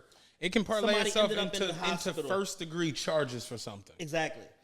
Where y'all thought we was just being mischievous. Because the thing is this. I'm 39, and I ain't in the best shape of my life by no means. But a 73-year-old nigga can't swing on me. A 73-year-old nigga can't chase me down. And a 73-year-old nigga can't whoop me. So with that in mind, it's like if a 73-year-old nigga say some crazy shit to me, I just keep going. He's 73. He can't whoop my ass. Right. He can't catch me if I run away or walk away or whatever the case may be. You know what I'm saying? Right. So it's like at 14, ain't no way. 14-year-old run around all motherfucking day. Right. So it's like at some point they made a determination and a decision to engage this man for whatever reason. Because now it's starting to be like some dissenting opinions. Oh, well, the man threw the cone at them first and coming from the parents and this and this. And I'm like, I don't know if that's true or not. And, you know, we haven't seen that video.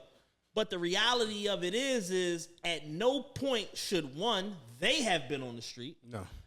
At no point should they have been engaging this older male unless threatened with absolute violence, which we haven't seen no gun or no knife retrieved from the scene on his person. And they just made a series of bad decisions. And apparently there was one kid in the midst of all of this that was like, hey, stop. Right. Don't do this shit. They didn't charge her. They didn't charge her. Yeah. And now you got two 14-year-olds being charged as adults for first-degree murder because they didn't adhere to one of their peers or any form of formal teaching, manners, respect, respect your elders, da-da-da-da-da. All of that was absent from all of their decision-making. Right. So now you have a point where the rubber meets the road where they get charged. They get found out and get charged quickly, very, very quickly, and in short order. And, they tell you, oh, turn yourself in and make it better for you, da-da-da-da-da. That's police bullshit that they feed you. Right. It ain't going to be better. Right. You know what I'm saying? And it's one of them situations where it's like everybody going to have to learn a lesson from this, or this is just going to be the first of many that we see like this, where it might not even got to end in murder and y'all asses is getting charged as adults because the city is under siege with crime and criminality, period. Yeah. And there's pressure coming down from our Republican legislature and all of that in Harrisburg to say, you are the one sore thumb, Philadelphia, that is sticking out in crime and violent incidents across the whole state. And if we gotta term limit your fucking DA, if we gotta fucking remove people from your DA ballot, if we gotta impeach your DA, if we gotta fucking get your police chief fired, if we gotta fucking get your mayor impeached, whatever we gotta do to right the ship in the economic hub of our state, we will do it. Right. And you little fuckers are not going to keep making the news and causing all of this distress to where people feel like I could be murdered by a 13 or a 14-year-old, let alone the 16, 17, 18-year-olds that's doing all of the shootings. And shit. Right. So it's like, y'all have done yourselves, your community, and your city a huge disservice with the series of bad decisions that you made. Yeah, did you see the mom for the girl came on the news? And that jump for me was just like, I'm like, was there no one to just be like, yo, we ain't doing this? Yeah, like this. When I saw the still image, I'm like, this isn't helping. This is not going to help. This is not going to sell your case. And Alex Haley, you got a responsibility as a black woman to say, we could reschedule or we could change this around. I was on the tip like, yo, Alex Holly should have, like the way we champion her, it's like, yo, sis, I got an extra wig in the trunk. Yeah. Like, we not going to do the scarf. Something. I can get somebody down here right now. Yeah. To do something like, we not doing the scarf and the 80s sunglasses. Not the mirror, the T-1000s. Yeah. We not doing them on the Terminator 2s, the mirror, the Jones where you look at the sheriff and see yourself. Yeah. Yeah, we not doing them. Kevin Samuels talked so much about ethnic image, and this was a message that people just jumped over and missed. And when you go on the news, on the 5, 6, and 11 o'clock news, looking like that, people completely miss your message and hone in on what you look like. Because we hone in on it. Yes. So I know and we know better. Right. Right. So it's like if the image is, oh, this is what these kids is coming from, yeah, they did that shit. She said that this is the first time she ever snuck out the house. And I'm just like, I call bullshit. The first time you sneak out the house, you don't sneak out the house and kill somebody. Yeah. The first time you sneak out the first time I snuck out the house and stole my mom's minivan, me and my man B was riding around the city trying to get some pussy at 15. I wasn't out here committing murder. I'm like, you don't sneak out and kill. You know who sneaks out and kills people? Clyde from Law Abiding Citizen. Right. That like, you I'm a burrow out the yeah, jail. yeah. I'm gonna sneak into city halls and janitor. Like that's not the way it works. And that was my joint with that, where it was just like, yo, why is this what we see in the like? And they probably don't have like a real good attorney. They probably don't have Got like an ambulance chaser. Yeah, like or a PD, like somebody that's trying to catapult their career. But that's my thing. Like if you have any legal representation, somebody within a right mind is going to be like, yo, I never know how to do this without burning myself. Is it hot? Oh yeah, that will work. That'll relieve 3,000 degrees of temperature. All right, there we go. You put it on there too. You just sit it there. All right, my bad. But yeah, no, like this is what we see as like in a response almost to the situation. It's just like this isn't helping anything. Did no one, like no lawyer was like, yo, we not doing no interviews. We not do, you know what I mean? Like, exactly. Let's take a minute. Let's figure out how we gonna go about this. Whatever. And Philly is in a really bad way with it, and we talk about it a lot, but it just seems like it's amping up and amplifying every day. It's just getting more and more ridiculous. And I had a tweet the other day. I said, yo, what does it say about the state of our city when even our teenage girls are participating in larcenous activities that end up with somebody dead? Yeah. Even our girls. Like, so this is a communal problem. This is a cultural problem. It's because it's not even just our boys. No. So it's like, where does this that anger, that vitriol, where does all of that come from? Is it just poverty? Is it a combination of like, poverty with a bad home structure or no home structure, whatever the case may be? The mom made reference to like, oh, ever since her father been gone, she been acting different and blah blah blah. And I'm sure that plays a part, but there's a big difference in teenage angst versus somebody dies. Right. Like when somebody died, we gotta re-examine the whole shit and stop trying to find ways to make excuses about it and examine the problem. We got to get to the root of the issue. And we can't play these games where we duck accountability or try to skirt accountability or, oh, they just kids or whatever. They kids that made an adult decision. Right. Because like I said, a 73-year-old nigga can't punch me. A 73-year-old nigga can't chase me. And a 73-year-old nigga can't whoop me. In no circumstance. Right. No place on earth, unless he Jack LaLanne. Like, that's the only nigga at 73 that stand a chance with me. Or Jay-Z, he's pretty in shape for right. 73. Because these motherfuckers work. Yeah. Like, you don't get to whoop my ass or whatever or run me down at 70. It don't work that way. No. It's like, it don't work that way. You know what I'm saying? And it's just like, it's unfortunate. The same way with the young girl that crashed the car, killed the police and all that. It's unfortunate all the way around because everybody's life has changed. But I don't want us to fall into the nigger trap of feeling more sympathy because of the fact that they're kids versus the less sympathy for this man that lost his life. Did you see that situation in, I don't know if it's Minnesota or Milwaukee, one of them crazy cities with an M. But the guy, he was like off his joint, like crazy and shit, pulls a gun out, starts shooting into this chick apartment. Shoots into the apartment. She's like ducking down with her kids. He hits her. Shoots into the apartment, hits her. Police show up. He has a 3-hour standoff with the police. They shoot him in the standoff and kill him. Yeah. His GoFundMe has more money than her GoFundMe. And people are just like, yo, how is this a thing? Because what it is he got killed by the cops. Yeah, people are so anti-police. Right. That they'll jump behind that before understanding that this is an unprovoked attack and what happened to him was supposed to happen. If you come to my house and shoot my house up and the police arrive on the scene and shoot you, that's supposed to happen. Right. That's law and order. Right. Playing out in real time. Real shit. Like, we're not pity-patting or dilly-dallying with this shit. Like, that's supposed to happen.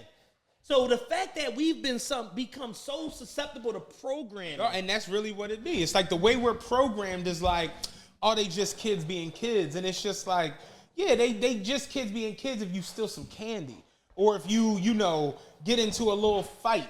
But it's like when y'all put a gun in the fucking a U.S. senator's face and steal her car, this is past being a child. You have committed armed fucking vehicle robbery. Of the federal variety. Like, this ain't being a kid no more. We are charging y'all as real adults because you made an adult decision. If you beat, like, not trying to be funny, I done punched some people, man. I punch hard. I ain't never beat nobody to death. You understand what I'm saying? And realistically, if I walk out this building and I get in a fight and I punch somebody and he fall down and his head split open and he die, I'm going to have to eat that. Yeah, you're going to have to answer for that. Somebody, at the bare minimum, you got to answer for it. You may end up only being charged with manslaughter, got to do 6 7 years, but you got to answer for how did this happen? How did a simple fight turn into a nigga die? We had to call the coroner. I'll never forget it. Years ago, I had pipes that had split in the basement, and I needed them to get, they got to like solder this shit or whatever. My next door neighbor, he was cool as shit, dude, just moved to the block, whatever. He's like, yo, my brother, he actually just came home from jail. He like doing work, odd jobs or whatever. He can come through. He'll do that for you, knock that out. I'm like, oh, okay, cool. Tell him to come through. He like, all right, no doubt. Next day, we chilling in the crib. Doorbell ring. Me, Ross, and Ryan. Doorbell ring. This nigga, my man Ross went to the door. He opened it. He looked through the curtain. He was like, yo, what the fuck is this big ass nigga on the fucking steps? So I'm like, huh? I come to the joint, dog. My man was like, cock fucking strong. Like strong as fuck. John Henry.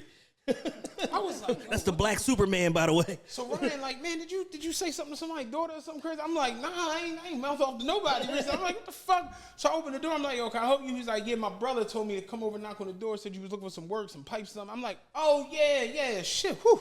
All right. So I was like, yeah, you want to come take a look at it? He's like, yeah, I'll come check it out, whatever. So he stepped up in the crib. My man Ryan was like, yo, Oed, you big as shit, man. He was like, what the fuck? He was like, well, yeah, he was in jail for 18 years. And he was like, they have like the bench lifting competitions. Yeah. This is before they got rid of a lot of the weights. They don't even let you do that shit no more. Them big, dumb, heavy weights. That shit is a weapon. He said he was the powerlifting champion in the jail. Like he was the bench press champion in the jail. And I'm like, I can believe you. You know what I'm saying? Yeah, I don't need no proof. I don't need no certificates. I don't need no little trophies. No little WNBA MVP trophies. None of that shit. So, like, when he became cool, because he was, like, just, around. He was doing the work, whatever. We was having conversations. He's like, y'all young niggas funny. Y'all woo-woo, whatever. So, I'm like, yo, like, not to be all in your BI, but, like, what you was in the joint 18 years for? And he was like, honestly, young brother, I've atoned for it. I've made my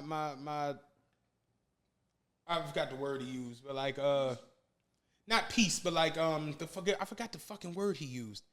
Basically, like, making peace with himself and with God. But he was like, yeah, man, I had a situation where somebody owed me some money, and I stepped to him, and things went left, and, he died. I'm like, how much is it again for the work you're doing? Just so I can make sure. I'm going to add 20% to that. Put some extras on there. Yeah, I put gratuity in there. You didn't even need it. I didn't see an error for gratuity. I just added it. But it's just like, yeah, he was in 18 years. He got in a fight and killed somebody. 18 years in jail. And it's just like, that's real. And he said it. He was like, I knew I should have stopped, but I just couldn't stop myself. You know what I mean? He's like, we got into it, shit went left, and, you pick something up, and, it's like, you win in the fight.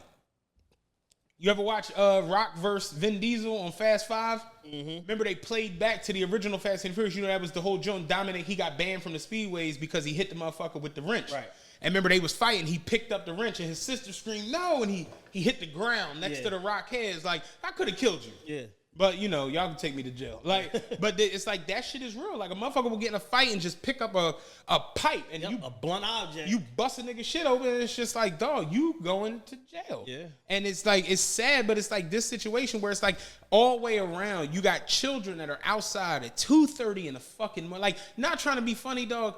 I don't like being outside at 2:30. I don't like being outside at 11:30. Unless I was about to say, I don't like to be outside at anything in the morning, for real. From midnight to noon, I don't like any of that shit. But it's just, you got something in your beard. It's just like, yeah, man, it's just, like you say, it's a tragic, sad situation. And me personally, I'm sick of seeing these tragic, sad situations. For sure. I had to delete the Reddit shit off my phone. I can't see it no more. I just cannot see young people acting like this. You know what I mean? Doing all this nonsense, mayhem, tearing shit apart, shooting. I can't see it. It's sickening. And I was having a conversation the other day with somebody about just how desensitized we are to like this type of shit. You can really just go on the internet at any given time and see somebody get their head blown off, ran over by a truck. You know what I'm saying? Stabbed up, poked. I saw a video the other day randomly on Twitter where somebody, they was in a fight somewhere and the dude pulled out a blade and sliced the boy's neck. And he just fell on the fence. And the caption on the joint said, "Going in 60 seconds." I'm like, yo, we are really just like desensitized to violence, extreme violence. Sad situation, man. I saw a video yesterday. A woman, it was on World Star. A woman apparently found out her man was cheating on her. That's the caption that they put, whatever the case may be. Shot this motherfucker 6 times in cold blood in the middle of the street. You hear back, back, back, back, back, back. You hear the whole. I'm just like, this is crazy. And that's a mild joint because it wasn't even like a close. They show you the blood and the guts now. That wasn't even. It wasn't even a close up joint. You know what I'm saying? It's just a crazy situation, man. And it's like, where we are, just as a society and as a global society, with the exception of a few places, man, like this shit is just going down everywhere. Yeah. And it's like, if we can't save our kids from it, how do you build a society around that? You know what I mean? Yeah. It's. So my main thing with the whole situation is I don't want our sympathy or our empathy for these kids to overshadow or distract from the fact that a man lost his life. And you know what I saw on Facebook? Why was he even out there at 2:30? It's like, yo, that's an adult. That's a grown ass. That's man. a man. I don't know if he had his freedom papers on him, but I'm pretty sure he's free. Real shit. I could walk outside and that's the crazy part when people, it's like the victim shaming shit. Yeah. Where it's like, oh, well, what was you doing at 3 o'clock in the morning that you got robbed and tied up? It's just like, bro, I was minding my fucking business. Literally. That's my business. That's my business. I see the video today. The nigga was like, yo, man, y'all be safe out here. It's a chick walking around. She just came up to me like, I'll suck your dick and give you a Gatorade if you give me a ride down the street. I'm like, sis, you better go ahead. And then you see his hand. He's holding the Gatorade like, yeah, she went up there. It's like, that's his motherfucking business. People had this thing where it's like, when bad things happen to you, it's like, well, why'd you put yourself in that situation? Wait. I'm an American, so I can kind of do and go wherever the fuck I feel and please. And it's like, I'm not supposed to be in no situation getting trampled or beat to death by a group of 13 to 15-year-olds. Yeah, that wasn't in the cards. That's not supposed to happen. So, them kids gonna have to answer for this shit. And I don't think that the DA's office is gonna be like lenient. Just the fact that they charging them as adults let you know they kind of serious with this shit. Yeah. Rest in peace to that man, for that. I saw his niece was on the news. His niece was like, she said, I don't want no sympathy from nobody. Apologies. They need to lock them all up. It's just, that's the right energy. That's the right way you should feel. Like, you know what I mean? Tragic situation. Very tragic. Very, very tragic. What else we got? I got here? 2 more things I want to talk about. Hopefully, we can squeeze it in the next 20 minutes. I know which one I think you're leaning towards. All right, so District Attorney of Fulton County, staying with the crime theme. The District Attorney of Fulton County, in Atlanta, Fani Willis, she is attacking every political and street-based element of crime or perceived crime possible. She right now, and I didn't know this until a couple days ago, is leading the commission that's gathering evidence against Trump to try to charge him criminally for disputing the voter results in the state of Georgia. Okay. So she's got that going on. She's got the YFN Lucci indictment. Trump is about to do a documentary. It's about to drop on one of them. I forgot what network, but yeah, that's gonna be good. So she's got the YFN indictment going on. She's got the YSL indictment going on. And then she was on the news the other day and said that there are 2 more high-profile indictments coming out of her office in the next 2 months. So essentially, I'm like, damn, she's dropping RICOs like albums. Like, she got a promo team, a rollout, the news is here. Like, it's like a whole thing. And it's essentially the Kamala Harris rollout plan. It's the same blueprint that led to her getting on the vice presidential ticket and ending up in office. Because Kamala Harris started off as a district attorney. She became She was in L.A., right? She was in L.A. Right. Then she became the attorney general for the state of California. And she did so by locking up a bunch of black and brown people. Right. And essentially at the heart of what she did was during the time in post-prop, whatever it's called, forgive me for not knowing the exact name of it, but prop whatever in California where marijuana essentially became legal for medical and recreational purposes, she still managed to make over 1,300 prosecutorial arrests for marijuana. Right. That's literally the equivalent of like cheese is legal in Wisconsin and 1,300 niggas went to jail for cheese smuggling. Right. It's like, this don't make no sense. Is cheese legal or it's not? And it's like, well, yeah, it's legal up to a certain limit. And then after that, we prosecuting your ass.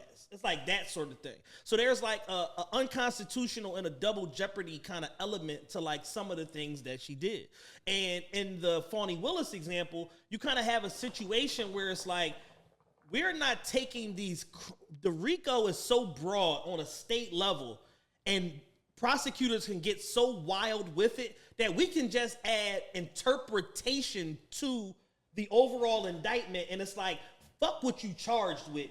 We think you participated in this overall Marvel Cinematic Universe of crime where things were going on around you. And because you didn't do anything to stop it, or you perpetuated the criminal underworld stereotype of it, even though your charges say this, we're going to implicate that you participated in this other shit that we can't even charge you with. And that in itself is unconstitutional. And we just saw a situation the other day where the feds, who rarely ever lose, got their ass whipped in court by NBA YoungBoy's legal team. Bruh. Because it was all circumstantial. We think you did this, so then if this, then that. And once they stripped all of that away, they didn't have a case. Right. And the same thing could be stated for this YSL indictment and the YFN indictment and all of this shit, where it's like YFN Lucci is basically charged for murder for improperly disposing of a corpse. Right. Allegedly what happened is he's in a car, he's driving, his man get into a shootout with some niggas, they shoot back, he get killed, they say, oh shit, push him out the car because we don't need to be tied to this, and because of that, he's charged with murder. Right. In addition to that, once we start going down the rabbit hole, he goes to jail. We know, based off of wiretapped phone conversations, that he was multiple times threatened in jail, and then eventually shanked in jail, his lawyer filed a motion with her, through filing with her. Right. Let's get him bail based on the fact that he's not, whatever bail condition you have, home confinement, whatever, 24/7 security, we'll do it, but he can't remain in this jail. Nah, fuck that. You remain in jail after getting shanked. That in itself, again, unconstitutional. Mm-hmm. But because this is a state case, she's essentially being allowed to just run wild with not only the charges and the world building that they're doing through the narrative of the actual indictment papers and all of that itself, but even after extreme action is being taken on against these people, she's still like, fuck them. They'll have their day in court, but in the meantime, I need these niggas here based on the fact that I don't know what they capable of doing. And it's just like, huh? But abuse in court was only like 2 years. Thank you. Thank you. And you got a situation with somebody like Gunna that he has one count, conspiracy, right, for the RICO, and a lot of his supporting evidence is, oh, him and Thug got matching finger tattoos, and they say slat and slime and this, and this is some underworld shit and blah blah blah, and that was the basis of charging him. But then he goes to a bail hearing and they say some shit that's unfounded and not even a part of this case as their burden of proof to hold him without bail, which is he has a Shady Park Crip affiliation, which is affiliated with the Rolling 60 Crips out of LA, and he's under suspicion of 2 murders. Are those murders being charged in this indictment? No, they aren't. So how does that then give you the burden of proof to hold me with no bail if you don't even know if I'm a part of these murders and they're not even charged. That's crazy to me. And that's abuse of power and abuse of leadership. But guess what? If she turn around and get YFN swept up, get YSL swept up, and then potentially people in Atlanta are saying they think it's PDE, which is Young Nudie and all of the East Atlanta niggas. They think it's PDE and potentially 4PF, which is Lil Baby and all of them. So it's like, it's all clout based because it's like, okay, if there's 78 gangs or whatever y'all allege in Atlanta, why are all the ones that y'all are jumping on attached to somebody that has some high profile? Right.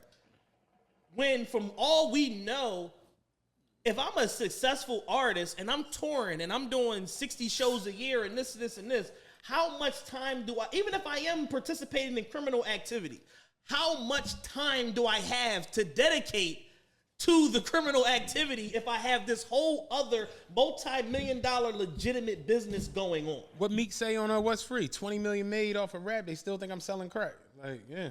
And it's that sort of thing to where it's just like, like if I made $20 million, right, I can show you in the books I made $20 million, and my net worth is $20 million. Yeah. How much crime do y'all think I'm really ripping? You know what I'm saying? Like, you know how hard it is to make $20 million? You know how hard it is to make $5 million? Bruh. So it's like, how much time can I really dedicate to crime in that scenario? You feel me? Would you like get your mic? That's 10,000 kilos that he got to sell. Let's sell 10,000 kilos at 20,000 a pop. Right. You know what I'm saying? It's just wild because you know this shit better than most. Like, they can really put you in a joint where it's just like mayhem ensuing. Yeah. Like I was reading this thing where it was talking about like the federal prison system, how you can go into a feds where it's like a low security, like they got joints where it's like low security and then they got a camp on the same grounds. Yeah, I was in the camp. Okay. The camp is like Eddie Murphy life. There's no fences. They don't got gun lines. They just got a sign that say out of bounds. Right. So it's like you on your own. It's like 300 of us on the compound. There's only two police on the whole compound, and they just watch TV all day. Yeah, because we know you're on your way home. You're not gonna do no dumb shit. Yeah. But niggas do sneak out and get some pussy and bring back weed and shit. They get court phones like I did. But, you know. Yeah, but like I was reading this shit where it was like when they really want to fuck with you, they send you to like Terre Haute in Indiana, or they send you to like Hazleton. In Somebody West me and Virginia. Dan got sent to Terre Haute, and they told him you got to make your own transport. You got to deliver yourself to Terre Haute, Indiana from Philadelphia. Damn. But like, yeah, Terre Haute is mayhem. Hazleton, that's where Whitey Bulger got killed. Yeah. They said that motherfucker got killed the day he got there. Yeah, as soon as he got there. That nigga was 90, dog. Yeah, as soon as he got there. In a wheelchair. Yep. He was waiting. They said they took his eyes out. He was waiting. Yeah, like took his eyes out of his skull. Yeah, there's one in Texas too where Big Meech and all them that they say is wild.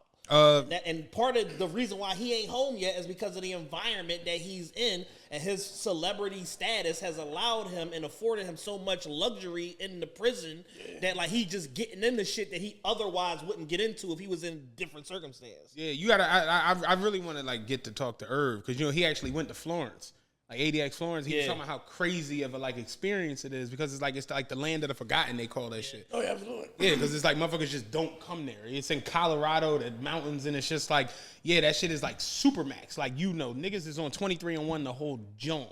Yeah. Like ain't nobody interacting with anybody. Like Preem there, Larry Hoover there, all these different motherfuckers, and it's just Jeff like, Fort is there. Oh, that shit is that's the Keystone motherfucker right here. I was at Lewisburg, which is in near Williamsport, and they had a penitentiary. Crazy job. Dirty white boys, warm with the Aryan Nation, like stabbing niggas, pulling their guts out and all that. And they turned that into a supermax. So I was over there. I cleaned out the visitor room in the penitentiary, and they building it. So the yard is 20 fucking little cubes with fence around it. So everybody go out to the yard by themselves. So they can't interact with each other. Can't interact with nobody. Damn. Ain't no conspiring, none of that shit. The shower, they pull a shower up to your cell. Yeah? Yeah, they roll a shower to your cell. Damn. Hey, we don't trust you with the water. Yeah. We don't know because they'll flood the joint so a CO can come open it up and then they'll kill the CO. Yeah, I was reading that shit about Terre Haute. COs getting stabbed, killed, and all this crazy shit. The one boy was a CO. he was fucking a chick in the female prison. He was fucking her. Basically was on the tip like, I'm going to kill your husband. Right? Yeah, you know what I'm saying? This is terrible. Dog. This starting off terrible. He was going to kill the husband. Wound up getting court for the shit. When he goes to jail, he basically from in the jail, like linking with motherfuckers in the jail to get his wife killed, his wife's new nigga, all this shit. They set him up. He transferred the money to the bull, boo boo. So they got him cold. Convict him for life now. He was only in there. He was going to do like 8 years for fucking the worker chick, and then on the bullshit with her dude. Now he got a life sentence. They send the nigga to Terre Haute. He get beat to death with padlocks and socks. I'm just like, I ain't going to Terre Haute. No, that don't sound like the John I'm going. I'm running. Yeah. You gotta take your knife to the shower. You got your man standing in front of the shower with another knife. It's crazy over there. Yeah, showering with a knife ain't it? Because I can't get all the crevices. I need to focus. Yeah, with a Keep fucking switching my blade hand to hand. Yeah. Like, no, that's not it. That's not it. You know what I'm saying? At all. These indictments, man, and just, you know, it's fucked up. But like, you know, like the Lucci situation where it's just like you in there on an indictment that's like kind of like propaganda. Yeah. Yeah. And got to deal with that nonsense. Yeah. At worst, he's charged with participating in a crime, like a felon participating in a crime and fleeing and eluding or some shit like that. Like, at worst, you get indicted for murder because your man got killed. Like, huh? Like, what are we doing here? And it's just like, you know, Boosie is, you know, in the middle of a series of Vlad interviews that's coming out and stuff like that. And he's just like, yo, on a Fed level, the Feds have guidelines. It's like, where it's like, something is clearly chargeable or it's not. It's not all this innuendo and maybe you did it or we think this and all this narrative storytelling and all of that shit. The reason why only fucking like 8 states are allowed to execute RICOs is because state government and state fucking, DAs, they fuck everything up. This is why. Like, these are not the best of the best. They might be good. You might have a rock star here and there, but for the most part, they fuck shit up. Regular shit. A good friend of mine, Chads, would have got 30 years on a RICO. But the state swooped in with some nonsense. And he beat everything. Beat everything. They like, yo, we got him. We got him red-handed. Chill. No. We're going to give him 30 bodies. He going to lose. Yep. Didn't they end up suing the? He did. He said, "Oh, okay." Yeah, I believe it. Yeah. I got this little nice situation. I believe it. That shit crazy. I was watching this shit the other day. I was actually telling Kevin Dunbar this shit. The bull, he got accused of stabbing the chick. Like they was beefing or supposedly beefing or whatever. And bull looked like a complete square. Like he had like a little Jew fro, like a little mixed kid or whatever. And it was one of those accused. It's a documentary TV show called Accused, and it follows you through the whole process of getting accused with something and trying to like beat the shit, like getting it guilty or innocent or like, you know, basically like going through the whole motion of the trial. Yeah. So what they alleged was he drove up this fucking 20-mile mountain path, and he basically shot the girl or it basically did something to her and took her body all the way up this fucking 20-mile path. But it's like swamp-like mountain terrain. And he drives a Chevy Cavalier. And the lawyer is just like, you're not getting a Cavalier up this fucking mountain. No. So he went up there, like, he took the camera crew in, like, a Jeep Wrangler. And they're riding up there. He's just like, yo, it's no way you're doing this in a Cavalier. You're barely doing this in a Wrangler, a 4x4 off-road vehicle. You're barely doing it. So, long story short, the whole point I'm making is, like, the whole shit with, like, the defense attorneys. They were, if he went to court and lost, it was 15 years. That's what he was looking at. They called him before trial was supposed to start. Same shit like Chris and Irvigati. If he takes a plea deal, he can do 2 years, pay $100,000 restitution to the girl because she survived. Okay. And you know, he'd be a registered felon, have to do, you know, parole or whatever. So the lawyer was like, "That's a great deal. Like, you know what I'm saying? Like 15 years, you can do 2, and you know." And so basically, what happened was the lawyer, the prosecutor's office sent him the email. He calls the bull. Calls him on the phone and was like, yo, they're offering you 2 years with $100,000 restitution. You know, this is a very good deal. You know what I'm saying? The bull the whole time had been like adamant, like, I want to clear my name. I didn't do this shit. Woo, woo, woo, woo. but his parents are old. He takes care of his mother. His father was old, whatever. And the lawyer basically was like, he called him on the phone and was like, it's a very good deal. They need an answer pretty quickly. You know what I'm saying? So, what do you, and the guy's just like, he's like, 2 years, man. That's a hell of a deal. You know what I mean? And he was like, they need an answer like ASAP. He was like, all right, I'll take the deal. He's like, great, cool. I'm gonna send him an email. That's terrific. Boom, hangs out with him, sends the emails. He tells the camera like, yeah, this shit it's done. The case is over. You know what I'm saying? He's gonna do the 2 years and that's over.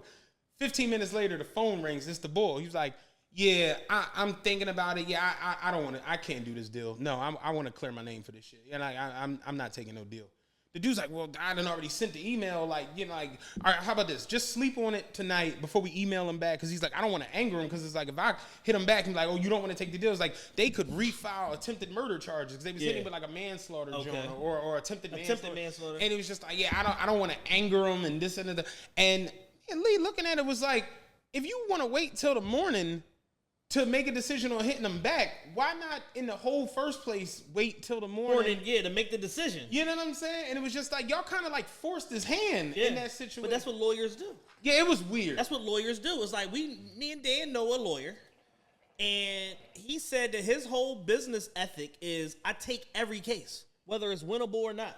I take every case because I get a deposit on every case, and it at least gets me through preliminary. 70% of them settle. The other 30 that I actually got to go to trial for, I get additional money for going to trial. But essentially, I just get a filing fee for putting my name on this case and showing up and either entering a fucking plea or whatever whatever the situation may be. Some shit gets dismissed in preliminary, whatever. But for the most part, I only got to work 30% of my cases and I get 100% of the money. Yeah, crazy. That's nuts. It's insane. And my work is postponement. Scary. But yeah, that Atlanta shit Atlanta's wild. The Atlanta Reddit is as crazy as the Philly Reddit. Did you know it was a joke? Yeah, no. But see, what happened with Atlanta is it's something that you learn in the feds. Like, in the feds, the last three numbers identify what state you was locked up in. 066 is Philly. Okay. Well, Pennsylvania. So, it's somebody from New York with a number from every state. Because people from New York can't get money in New York. Yeah, they travel, they so move they around. Travel. So what happened, the Brooklyn niggas migrated to Atlanta and turned it to Brooklyn. Yeah. And then shit just started going left from there. Dog, it's called Atlantaology or some shit like that. And it's just like mayhem. Like the same, and that's what you're talking about. It's not just a here problem. No. This shit is like... It's about 15 cities. Yeah. 15 American cities where people have either migrated to or at some point they've just adopted the ethics of these other cities where crime is just going crazy. And they stopped doing like the, what was that? Belly, I'm gonna drop a dime on them. Oh, yeah. Yeah, I mean, it went to, you come downtown, they'll rat on you to get you out of there. Now they protecting their turf. Like, man, fuck y'all. You want to go to war, we going to war. Yep. Y'all got guns, we got guns. It used to be anonymous tips and all that. Anonymous tips, get niggas to go back home. Niggas want because, like Kev said, it's clout attached to killing people. You get clout for being a murderer. You could be dead pop, no money, but you a killer, so people gonna respect you. You know what I'm saying? You gonna get so-and-so in here. Like, I remember a few years ago, we was at a cookout at Lemon Hill. Niggas walked in, somebody, the body snatchers in here. All them niggas are in jail right now, like forever. You know what I'm saying? It's like, but niggas had names and notoriety for killing people. All the killers I know don't want all them old school niggas, they don't want no wreck for that shit. These is niggas that climb in your window, niggas that hide in your trash can, niggas that dress up like a mechanic and be working on a car in front of your crib and blow your brains out on the steps. Like, but they don't want no adulation enough of that. It's like a, it ain't nothing to be spoken on or spread around. What he had on? Yeah. Yeah, motherfuckers treat murder now like fucking a bitch. You know I'm hitting the jump. Yeah, right. You know I killed 8 niggas. Yeah. Oh, that was me. That was me. Then your chick go on Instagram. Yeah, my boyfriend put that work in. He a stepper. He got 8 bodies. No. You seen No Guns On last week? No. That was us.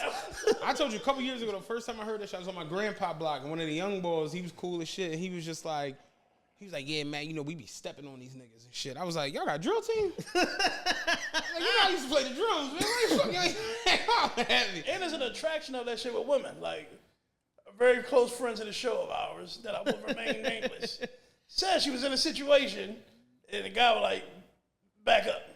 And he just started clapping the motherfucker. You're like, nigga, you crazy. But it turned me I love you. But it turned me on. Like, Let me suck that dick. You a maniac. Pull your dick out. You a maniac. Pull your dick out. true story. Yo. Motherfucking shout out, man. And until that's a big cultural element that nobody's not discussing. Until our women stop celebrating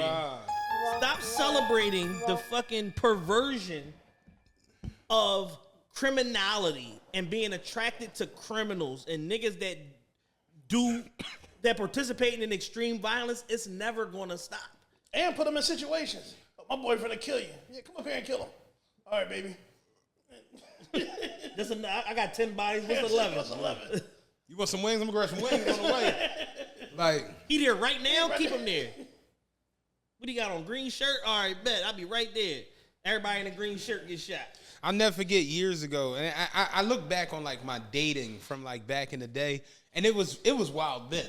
So I could only imagine the shit now. Wild West. But I remember going out with this girl, and we, out of all places, we went to David's. You know what I'm saying? And we was in David's, and leaving out, you know, David's used to be like a gathering spot.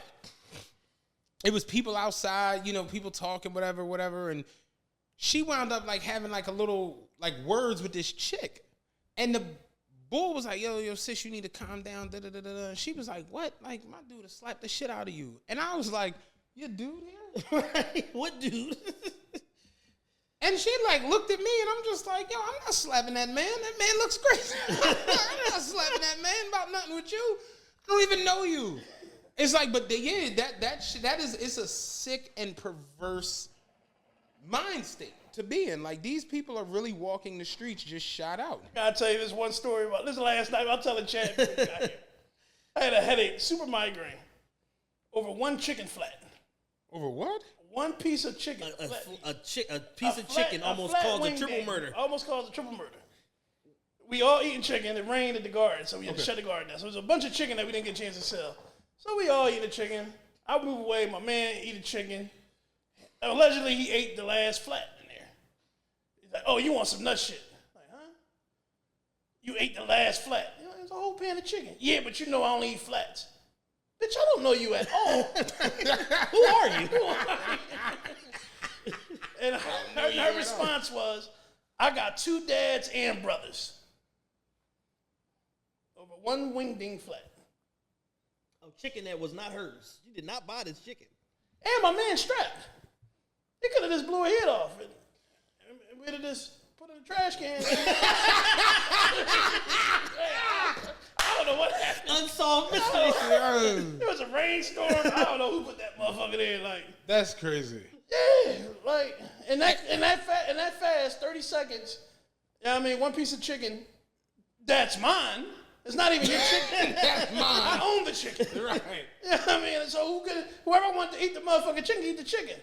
Could have turned into a homicide. I told you, Feek took me in that fucking bar, man, and the chick was like, buy me a hookah. And I'm like, I don't even know you. The Breezes?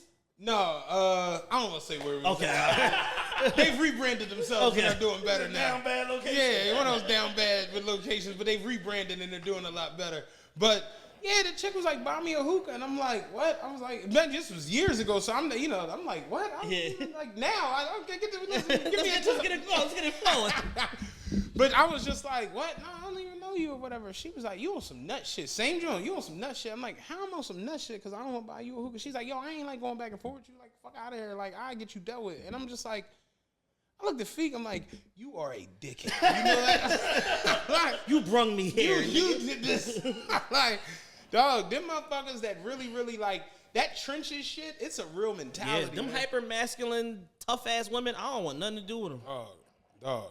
Yeah, them tough hoes is I don't want nothing to do with them tough ass hoes, yo. Yeah, them tough hoes is them motherfuckers is really, really because there's no win. Because it's like those the ones that'll call a nigga on you. Then you deal with the nigga. You spank him. Then they go tell on you. It's no win. Like on Instagram, he had to do that. It wasn't that deep. It wasn't that deep. He just wanted to talk. He wasn't even here. He wasn't even there. You brought him here with a gun. Like, I doubt if you a chick telling a motherfucker, like, what I have somebody pull up right now, that the nigga's gonna pull up and say, good evening, sir. Good evening, sir. Good evening, kind sir. I'm the guy that's supposed to pull up. Yeah, good morning. We have a bit of a chat I was notified about the alleged situation. Do you ever mind if we have a conversation? Like, that's never happening, ever. Ever. The nigga you call to pull up is never pulling up like that. You pulling up shooting. I remember years ago, my man K-Rock, shout out to him, man. We was riding through our old neighborhood. It was bitches rumbling. I mean, getting it in over there. It was like 8 on 8 chicks rumbling, getting it in. Out of nowhere, you see a nigga come through the crowd, no shirt on, with a rifle in his hand. You remember the Wash? Oh, that nigga got the heat, nigga. We got the fuck out of there. Nigga ain't have no shirt on with a fucking big ass. Dog, no bullshit. He looked like fucking. Nigga had the Winchester. It was like a fucking. What they call them Jones? Like with the bayonet? Like he had one of them Jones. Like them big, long, stinky, like don't fire till you see the whites in their eyes. Like he had one of them Jones. I was like, yo, I'm out of this Jones. It's just like, what the fuck? Like, to wrap this up, I think that's the biggest thing, like fucking us up. Is like, it's either zero or all out mayhem. Yeah. And I'm gonna talk about that a little bit on the Patreon. I'm gonna do a show on Patreon based around manufactured chaos and just how we do this shit at this point in this country better than anything I've ever seen. But I got nothing else for this episode. This has been great. You got anything you want to throw out in there? I did want to talk about the Iguodala shit. Want to keep going? Yeah. Keep going. I want to talk about the Iguodala Money make the shit. world go round and girls go down. To protect mine, I told the desert bird for a pound. Remember that? Keep going. Keep going.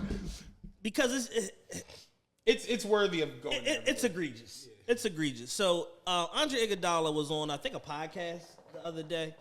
And they started talking about, like the older days of basketball, like when he started versus like now in the modern game and how it's changing, blah, blah, blah. And Andre Iguodala, 4-time NBA champion, finals MVP,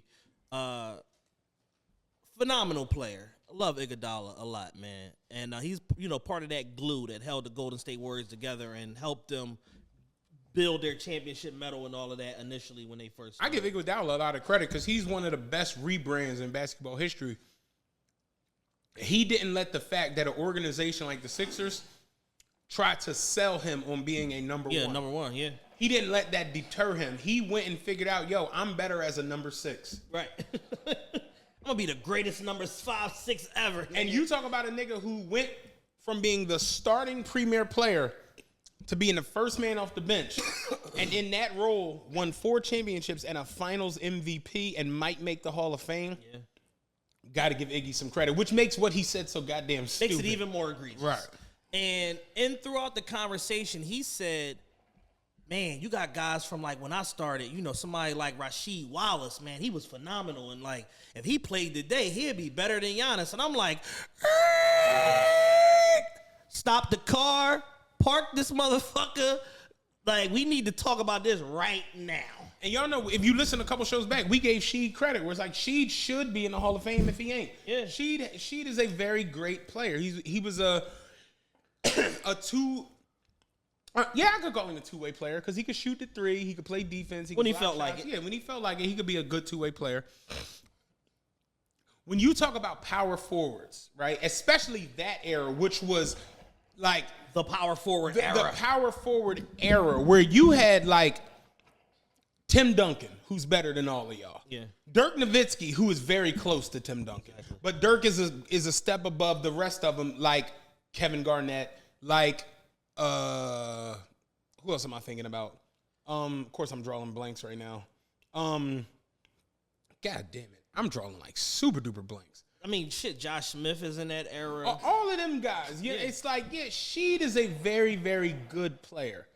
Giannis Antetokounmpo, at times, my opinion, is the best motherfucker in basketball. Facts. Sheed was never that. Correct. Not even close to that. And Giannis has already catapulted himself to the third or fourth greatest power forward of all time. Giannis has a Finals MVP. He scored 50 points in a Finals game. It's like this is anything. This is absurd. This is anything. Giannis is literally a one of none. He is a unicorn. And he, like Steph Curry, because he is a unicorn, gets unfair comparisons, undue comparisons, and a lot of disrespect by default because you're trying to attribute somebody's skill level to his skill level, but also not taking into account the intangibles and the work ethic that went into him becoming the Greek freak. Giannis came in the league as a 6'8.5", 9" skinny kid from Greece by way of, where is he from in Africa? Africa. All right, he's from Greece by way of Africa. That Jason Kidd was essentially grooming as a point guard at one point because of his ball handling and passing skills. That transitioned into a 6'11" monster, strongest, most dominant post player in the league, to where nobody can stop him once he gets into the painted area. Here we go. Is she better than Tim Duncan? Hell no. Dirk Nowitzki? Hell no. Kevin Garnett? No. Paul Gasol? No. Chris Webber? Maybe. Anthony Davis? No. Chris Bosh? Maybe. Amari? Prime Amari, no. I was about to say hell no. No. Kevin Love? Maybe. Yeah, I'm going to say yeah.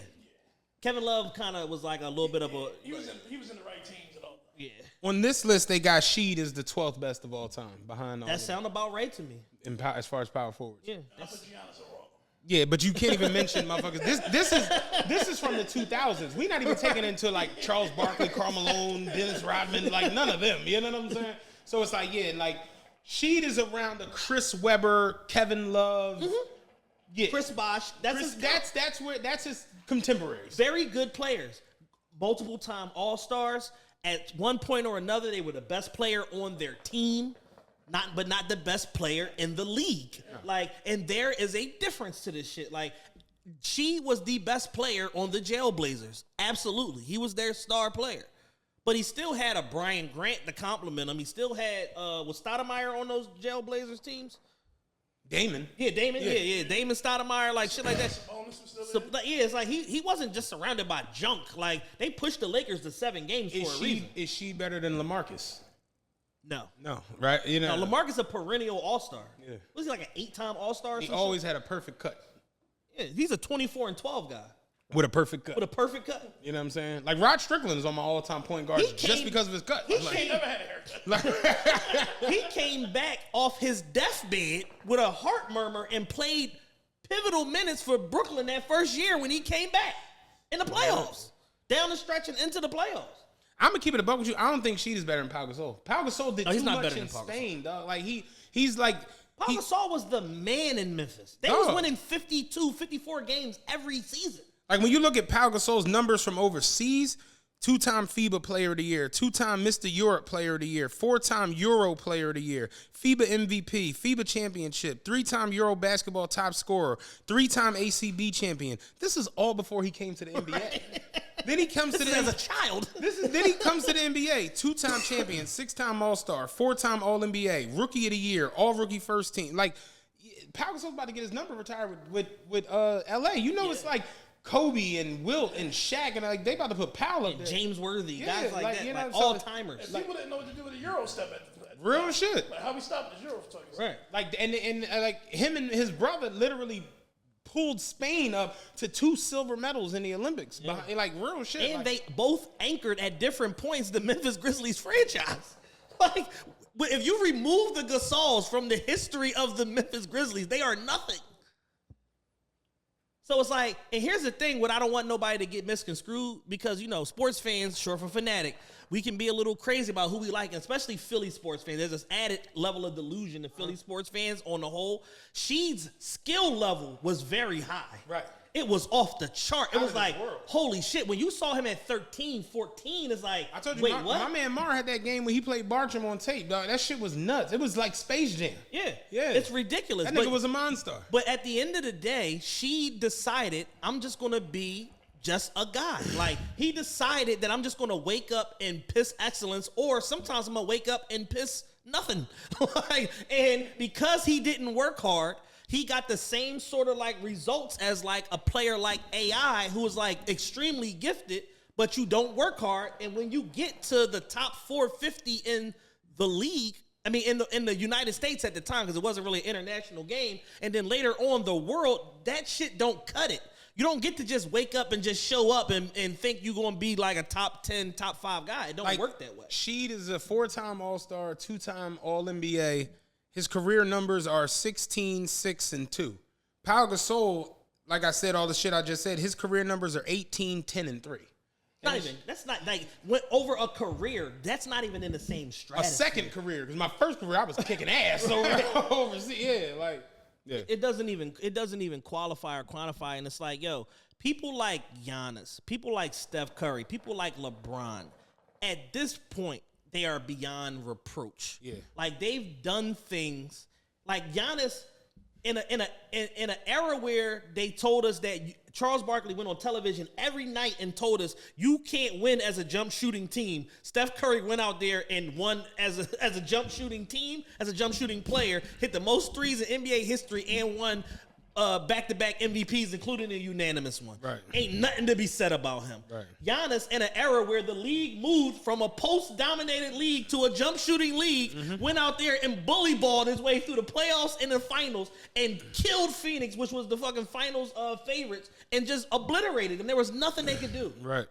And DeAndre Jordan just got a max contract for being their best post player. There was nothing he could do with Giannis. Right. DeAndre Ayton. I'm sorry. Including a 50 burger in a closeout game. Yeah, let's get these niggas back to the desert. I'm done with this shit. Real shit. Like, he imposed his will on the game the same way we just saw Steph impose his will on that Boston series. And just, these niggas is going home tonight. Y'all going home at home.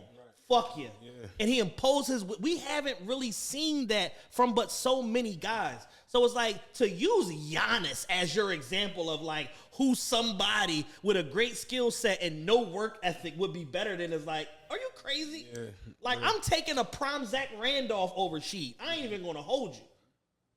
That's debatable. Zach Randolph was averaging 25 and 13 in Sacramento, all dead ass teams. I'm getting mine. And he did it at an effective, efficient clip. And he had a trap phone. He was trapping the mid, unbelievable. The midget and the highs. Real shit. Yeah, Iggy was big wildin'. He was tripping. And it's just like the thing people miss with like this new, like, look at LeBron and the Drew the other day. 42, 16, and 4. And that's a 40-year-old, 20-year in LeBron. Could you imagine if 28-year-old LeBron came out here with you niggas? They was scared to death. Y'all would have went to the infirmary. Some niggas would have died trying to defend 28-year-old LeBron. I seen LeBron jump over NBA players. Yes. Literally hop over them. You see the lift he's still getting? Dog, it's insane. It's insane. He looks like he in the best shape of his life. Dog. At 50, however the fuck old LeBron is. Like, tell me you seen that meme where it was like AD and LeBron driving Kyrie around LA when he finally get there, and it was from Boys in the Hood with the motherfucker with the kufi in the back. Like, dog. But yeah, man, like the generational talent from you saw it was a fake joke going around yesterday. It was like, LeBron, how was it playing in the Drew League? He was like, I was cool. I was playing Jordan's competition. It's like the generational talent now. yeah, You can't compare it to anything. no comparison. Like, taking Sheed from the early 2000s and putting him out there now, it would have been like worse. Yes. You got on high top forces. This is gonna get bad for you. It's gonna get nasty. It's gonna get terrible. But you take them players now and you take DeMar DeRozan and put him in 2002, he's Kobe Bryant. He's literally Kobe Bryant. That's exactly what he is. Because they train to play all positions. Like back then, if you're the power forward, you're going to be the power forward. Exactly. We're in the era of positionless basketball, and the conditioning That's is off what the made charts. it so crazy. When Kareem got hurt and Magic played center, they was just like, wait, what? Magic's like, no, I'm not to do the whole hook. I can do that. Yeah, I can do that. Been working on it. Yeah. And coming in early, leaving Magic late. go out there had 42 with a hook shot. They like, oh shit, like, yo, that joint going across the middle. It's like Magic was a unicorn. A unicorn. And it's like certain players is just like they're beyond reproach. It's like all this. It's only certain comparisons you can make on people. Giannis don't have a contemporary or nobody to be compared to because when it's all said and done, he gonna be greater than Duncan, greater than Garnett, greater than all these niggas. God forbid he get a reliable three. If he get out there and can shoot 35% from three, it's over for niggas. Yeah. He might win 9 championships. Yeah. He's still extremely young. He gonna get it. When he got a $200 million contract, he'll get another one. Yeah. You'll get a $300 million next time. Yeah, Iggy was wilding for that one. And we Sheed fans. I'm a Sheed guy, but Sheed. It's just like you can't just arbitrarily be like, yeah, no, he'd have been. That's like saying, oh man, from my era, there was some good dudes out there, man. Look at Rip Hamilton. So you put Rip out there now, man. He shit, man. He'd be better than motherfucking. Better than Clay. Yeah, it's just like, all right, you know what I'm saying? Like this is insane. Yeah, maybe post injury, 3 injury Clay, maybe. Yeah. Mini fro Clay, yes. You know what I'm saying? Like, what are we doing here? But yeah, that was just wild to me. That was wild. So yeah, now I'm done. Okay, cool. So like we said, VIP show Friday 7/29, secret location. Tickets on sale this Tuesday at noon. Only on Patreon. VIP patrons get a 72-hour window to buy their tickets before anybody else can get them. Tier tickets going to be first 75 at 75, second 25 tickets going to be at 85, the remaining 100 at 100. Everything is included. You get a show, you get merch, you get food, liquor, hookah, and I think that's it. I think it was 5 things. And yeah, you said that. Liquor, yep. Oh, there's going to be some hoes there, I think.